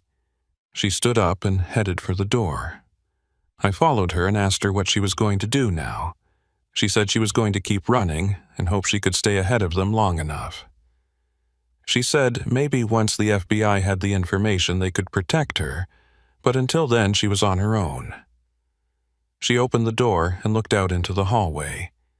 She turned back to me and said I should be careful. She said by finding that truck I'd put myself in the middle of something dangerous. She said I should watch my back and trust no one. Then she was gone. I stood in the doorway, watching her walk down the hall and disappear around the corner. I closed the door and locked it. I looked down at the envelope in my hands. It felt heavy, heavier than it should have for just a few sheets of paper. I thought about opening it, but I decided against it. The less I knew, the better. I put the envelope in a drawer in my kitchen and tried to forget about it. But I couldn't. Every time I closed my eyes, I saw Inez Marrow's face, pale and frightened. I saw Raymond Kurtz's abandoned truck with blood on the seat. I saw those personal belongings hidden under the false floor. I didn't sleep that night. I sat in my living room with all the lights on, and my phone in my hand ready to call 911 if I heard anything suspicious. But the night passed quietly. When morning came, I was exhausted, but I dragged myself to the shower and got ready for work. I had a load to pick up in Los Angeles, and I couldn't afford to miss it. I thought about calling Detective Lowell Creed and telling him about Inez Marrow's visit, but I remembered what she'd said about not trusting the local police. I decided to wait until I had more information. I drove to Los Angeles and picked up my load. It was a simple run back to San Diego with a delivery scheduled for the next morning. I tried to focus on driving, tried to keep my mind occupied with the road and the traffic, but I couldn't stop thinking about what Inez Marrow had told me. If she was right, then Raymond Kurtz had been murdered for trying to expose a human trafficking ring. And the people who killed him were still out there, still operating. And now they might be after her, and possibly after me. I was about halfway back to San Diego when I noticed a car following me. It was a dark sedan with tinted windows. It had been behind me for the past 20 miles, staying a consistent distance back. At first, I thought it was just coincidence, but when I changed lanes, it changed lanes too. When I sped up, it sped up. When I slowed down, it slowed down. My heart started racing and I felt sweat break out on my forehead. I thought about the car I'd seen the day I found Raymond Kurtz's truck, the one that had slowed down to look at me. I couldn't be sure it was the same car, but the similarities were too much to ignore. I pulled off at the next exit and drove into a gas station. The sedan followed me off the highway, but it didn't pull into the station. It drove past slowly, and I watched it disappear down the street. I parked at one of the pumps and sat there trying to calm down. Maybe I was being paranoid. Maybe it was just another driver who happened to be going the same direction. But I couldn't shake the feeling that I was being watched, that someone was keeping tabs on me. I filled up my tank and used the restroom. When I came back out, I looked around for the sedan, but I didn't see it. I climbed back into my truck and pulled back onto the highway. I kept checking my mirrors for the next hour, but the sedan didn't reappear. By the time I reached San Diego, I'd almost convinced myself I'd imagined the whole thing. Almost. I made my delivery the next morning and then headed back to my apartment. I'd decided I needed to give the envelope to Detective Lowell Creed regardless of what Inez Marrow had said about not trusting the police. I couldn't just sit on this information. If people were being trafficked and killed, then someone needed to do something about it. I went to my kitchen and opened the drawer where I'd put the envelope. It was gone. I felt my blood run cold. I pulled the drawer all the way out and dumped its contents on the counter. Pens, receipts, takeout menus, but no envelope. I searched every drawer in the kitchen. I looked in the living room and the bedroom. I tore my apartment apart looking for it, but it was nowhere to be found. Someone had been in my apartment. Someone had taken the envelope. And that meant Inez Marrow had been right. They were watching me. They knew she'd come to see me, and now they had the information she'd risked her life to give me. I called Detective Lowell Creed immediately. I told him everything about Inez Marrow's visit and what she'd told me about Raymond Kurtz and the trafficking operation. I told him about the envelope and how it had been stolen from my apartment. He listened quietly and then asked me a series of questions. Had I seen who took it? Had I noticed any signs of forced entry? Had anyone else known about the envelope? I told him no to all of it. He said he'd send officers to check my apartment for evidence and that I should stay somewhere else for a few nights just to be safe. I asked him if he believed what Inez Marrow had told me, and he was quiet for a moment. Then he said that some of it aligned with what they'd been finding in their investigation. He said they'd identified 4 of the 7 people whose belongings were found in Kurtz's truck. He said all 4 had been reported missing by family members within the past year. He said they'd been following leads, but they'd hit a lot of dead ends. He said if what Inez Marrow said was true, it would explain a lot. But he said they needed more evidence. They needed witnesses who were willing to testify. They needed to find the people running the operation. I asked him if he'd heard of Inez Marrow before, and he said no. He asked me to describe her, and I did the best I could. He said he'd run her name through their databases and see what came up. He asked me if she'd said where she was staying, and I told him she hadn't. He said that was probably for the best. He said if she was right about there being corrupt cops in the department, then the less information in the system, the better. He said he'd reach out to the FBI and see if they could get involved. He said this was bigger than his department could handle alone. The officers came to my apartment that afternoon. They dusted for prints and checked for signs of forced entry. They didn't find anything. Whoever had broken in had been professional. They'd picked the lock without leaving any marks, and they'd known exactly what they were looking for. One of the officers told me I should consider installing a security system. I told him I would. After they left, I packed a bag and checked into a cheap motel on the edge of town. I didn't want to stay in my apartment knowing someone had been inside, knowing they could come back any time they wanted. I spent 3 days in that motel room, barely leaving except to get food. I kept my phone charged and close by waiting for Detective Lowell Creed to call with an update. But the call never came. On the 4th day, I decided I couldn't hide anymore. I needed to get back to work. I needed to keep moving. Sitting in that motel room was driving me crazy. I checked out and drove to the company yard. I was hoping my dispatcher would have a load for me, something that would take me far away from San Diego for a while. He did. It was a run up to Sacramento with a delivery scheduled in 2 days. I loaded up and hit the road. As I drove north, I kept checking my mirrors for any sign of that dark sedan, but I didn't see it. The farther I got from San Diego, the safer I felt. By the time I crossed into Central California, I'd almost convinced myself that the worst was over. That whoever had broken into my apartment had gotten what they wanted and would leave me alone now. I was wrong. I stopped at a truck stop outside of Bakersfield to grab dinner and fuel up. The place was busy with dozens of semis parked in the lot and drivers coming and going. I went inside and ordered a burger and fries. While I was waiting for my food, I saw her, Inez Marrow. She was sitting in a booth in the back corner of the restaurant with her head down and a baseball cap pulled low over her face. She was alone. I almost didn't recognize her, but something about the way she sat, hunched over like she was trying to make herself invisible, gave her away. I picked up my food and walked over to her booth. I sat down across from her and she looked up, startled. When she saw it was me, her expression changed from fear to something like relief. She asked me what I was doing here, and I told her I was just passing through. I asked her if she was okay, and she shook her head. She said they'd found her. She said she'd been staying at a friend's place in Los Angeles, but someone had shown up looking for her. She said she'd barely escaped. She said she'd been on the run ever since. I told her about the envelope being stolen from my apartment, and her face went pale. She said that was bad.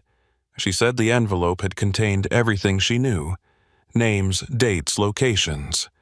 She said without it, there was no evidence. She said she'd been stupid to think she could trust anyone with it. I told her I'd given all the information to a detective and that he was going to contact the FBI. She asked me if I trusted him, and I said I thought so. She said I better hope I was right because if he was dirty, we were both dead. I asked her what she was going to do now, and she said she didn't know. She said she was out of options. She couldn't go to Mexico because they'd find her there. She couldn't stay in California for the same reason. She said she'd been thinking about going east, maybe to Texas or Arizona. Somewhere she could disappear. I asked her if she needed money, and she said she had a little. She said what she really needed was time. Time to figure out her next move. Time to put enough distance between herself and the people looking for her. I made a decision then that I've regretted ever since. I told her I could help her. I told her I was driving up to Sacramento and that I could take her with me. I said from there she could catch a bus east and get as far away as she needed. She looked at me with tears in her eyes and said she couldn't ask me to do that. I told her she wasn't asking, I was offering. She hesitated, and then she nodded. She said she'd accept my help, but only if I promised to be careful. She said these people were dangerous and they wouldn't hesitate to hurt anyone who got in their way. We left the truck stop together. She climbed into my cab and I pulled back onto the highway. For the first hour, neither of us spoke. She sat in the passenger seat with her arms wrapped around herself, staring out the window. I kept checking my mirrors, half expecting to see that dark sedan appear behind us. But the highway stayed clear. Around midnight, she fell asleep. I kept driving, pushing through my exhaustion and focusing on the road ahead. I wanted to get her to Sacramento as quickly as possible so she could get on that bus and disappear. We were about 50 miles outside of Sacramento when I saw headlights approaching fast in my mirror. It was a car, and it was closing the distance between us quickly. My heart started pounding, and I felt that familiar sense of dread wash over me. I glanced at Inez Marrow, but she was still asleep. The car pulled up alongside me, and I looked over. It was a dark sedan with tinted windows. The passenger window rolled down, and I saw a man looking at me. He was wearing a black jacket and sunglasses, even though it was the middle of the night. He made a gesture with his hand, pointing toward the shoulder. He wanted me to pull over. I didn't pull over. I sped up, trying to put distance between us. The sedan matched my speed easily. The man in the passenger seat pulled out a gun and pointed it at me. I saw the flash from the muzzle before I heard the gunshot. My driver's side mirror exploded in a shower of glass and plastic. Inez Marrow woke up screaming. I told her to get down, and she dropped to the floor of the cab. I pushed the truck as fast as it would go, but it was no use. The sedan was faster and more maneuverable. The sedan pulled ahead of me and then cut in front of me, forcing me to brake hard. The trailer jackknifed, and I fought to keep control of the truck. We skidded across both lanes and onto the shoulder. I brought the truck to a stop and sat there with my hands shaking on the wheel. The sedan had stopped about 50 yards ahead. The doors opened, and 2 men got out. They were both wearing dark clothing and both carrying guns. They started walking toward my truck. I looked at Inez Marrow and told her to run. She shook her head and said she couldn't leave me. I told her she had to, that this was her only chance. She looked at me for a long moment, and then she nodded. She opened the passenger door and jumped down. I watched her run into the darkness off the side of the highway. The 2 men saw her, and one of them started to follow, but the other one kept coming toward me. He reached my truck and climbed up onto the running board. He pointed his gun at me through the window and told me to open the door. I did. He grabbed me by the shirt and pulled me out of the cab. I hit the ground hard and felt something in my ribs crack. He stood over me with the gun pointed at my head. He asked me where the woman was going, and I told him I didn't know. He hit me across the face with the gun, and pain exploded through my skull. He asked me again, and I gave him the same answer. He was about to hit me again when we heard sirens in the distance. The man looked up and cursed. He called out to his partner, and they both ran back to the sedan. They climbed in and sped off, leaving me lying on the shoulder. Within minutes, a highway patrol car pulled up with its lights flashing. 2 officers got out and rushed over to me. One of them called for an ambulance while the other asked me what happened. I told them everything, about Inez Marrow and the men with guns and how she'd run into the desert. The officers called for backup, and within an hour there were a dozen patrol cars and a helicopter searching the area. But they never found her. They found tire tracks and shell casings. They found blood on the pavement from where I'd been hit. But Inez Marrow was gone. The officers took me to a hospital where I was treated for a broken rib and a concussion. Detective Lowell Creed showed up a few hours later. He asked me to go through everything again, and I did. He told me the FBI was now involved and that they were taking over the investigation. He said they'd put me in protective custody until they could guarantee my safety. I spent 2 weeks in a safe house on the outskirts of Sacramento. FBI agents came by every day to ask me questions and show me photos trying to identify the men who'd attacked me. I could not identify them. I told them about the dark sedan and the guns and how Inez Marrow had run into the desert. They said they were doing everything they could to find her, but I could tell they didn't think she was alive. I didn't either. If those men had caught her, they would have killed her. And even if she'd escaped them, the desert was unforgiving. Without water or shelter, she wouldn't have lasted more than a day or 2. The FBI eventually cleared me to go home. They said they'd arrested several people connected to the trafficking operation, including 2 police officers who'd been on the payroll. They said they were still looking for the people at the top, but they were confident they'd disrupted the network significantly. They thanked me for my cooperation and told me to contact them if I remembered anything else. I went back to my apartment and tried to resume my normal life, but nothing felt normal anymore. I went back to work, but I couldn't focus. Every load I picked up, every highway I drove, I thought about Raymond Kurtz and Inez Marrow. I thought about the people who'd been trafficked and the ones who were still missing. I thought about how easily I could have ended up like them, disappeared without a trace. My dispatcher noticed I wasn't myself. He suggested I take some time off, see a counselor. I told him I was fine, but we both knew I was lying. 3 months after the attack on the highway, I got a letter in the mail. There was no return address, and the postmark was from somewhere in Nevada. Inside was a single sheet of paper with a handwritten note. It said, "Thank you for trying to help me." It said she was safe and that she'd started a new life far away from California. It said she thought about me often and hoped I was doing okay. It was signed with just an initial. I stared at that letter for a long time. Inez Marrow was alive. She'd made it out of the desert, and she'd managed to disappear. I felt a wave of relief wash over me, followed immediately by a wave of doubt. Was this letter really from her? Or was it from someone else, someone trying to tie up loose ends? I called Detective Lowell Creed and told him about the letter.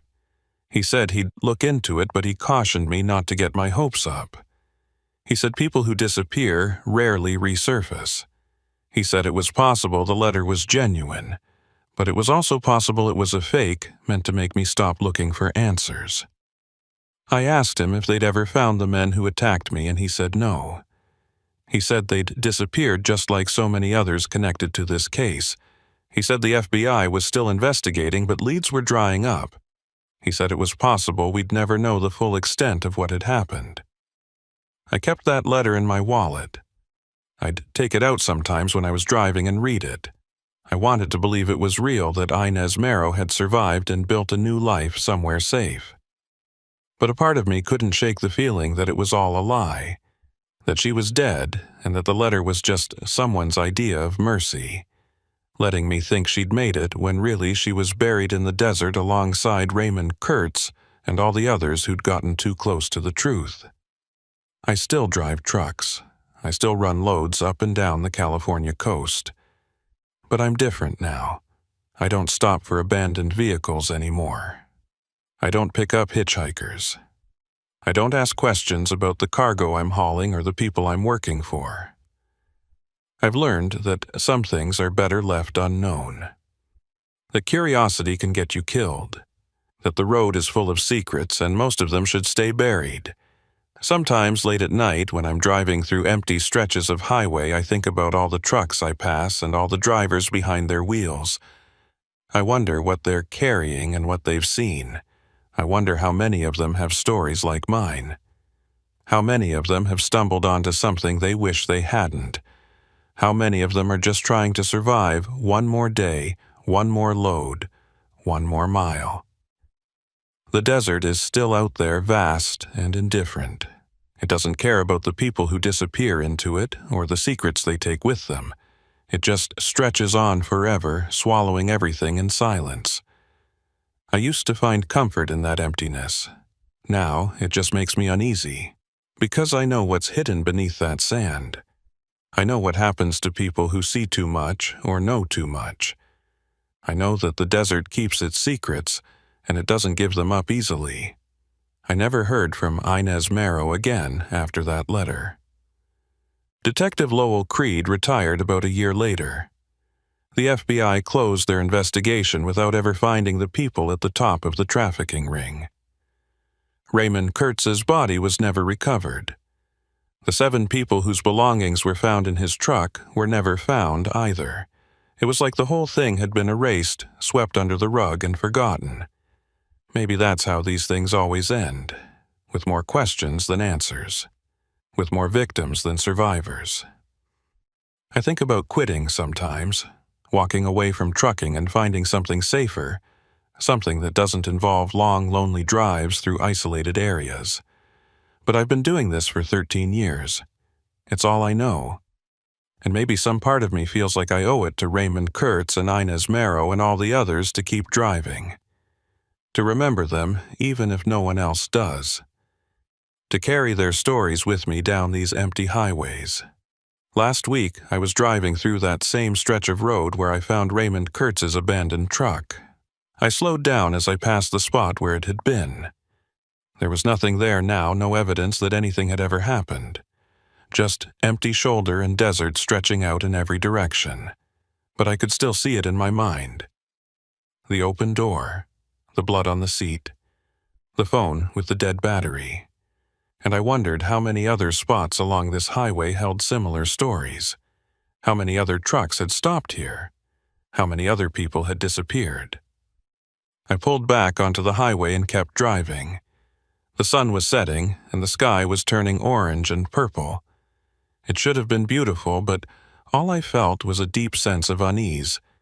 Because I know the truth now. I know what happens on these roads when no one's watching. I know about the trucks that carry more than cargo. I know about the people who vanish without a trace. And I know that no matter how far I drive or how fast I go, I'll never be able to outrun what I've seen. The road stretches out ahead of me, endless and dark. Somewhere out there, Inez Marrow might still be alive, living under a different name in a different place. Or she might be dead, buried in the desert with Raymond Kurtz and all the others. I'll probably never know for sure. And maybe that's the worst part of all. Not knowing. Living with the uncertainty. Wondering if that letter was real, or if it was just one more lie in a story full of them. But I keep driving. Because that's what truckers do. We keep moving forward no matter what. We carry our loads and our secrets and our ghosts. We travel these highways alone, watching the miles disappear beneath our wheels. And we try not to think too hard about what might be waiting for us around the next curve or over the next hill. Because once you start thinking about it, once you start asking questions, you realize how thin the line is between the road and the abyss, and how easy it is to cross from one to the other without even realizing it until it's too late. I still have that letter in my wallet. I don't know if I'll ever find out if it was real, but I keep it anyway. Because it's all I have left of Inez Marrow and the brief time she was part of my life. It's proof that she existed, that her story mattered. Even if no one else remembers. Even if the world has moved on and forgotten. I'll remember, and I'll keep driving these roads carrying her memory with me. Until the day I can't drive anymore. Until the road finally claims me too.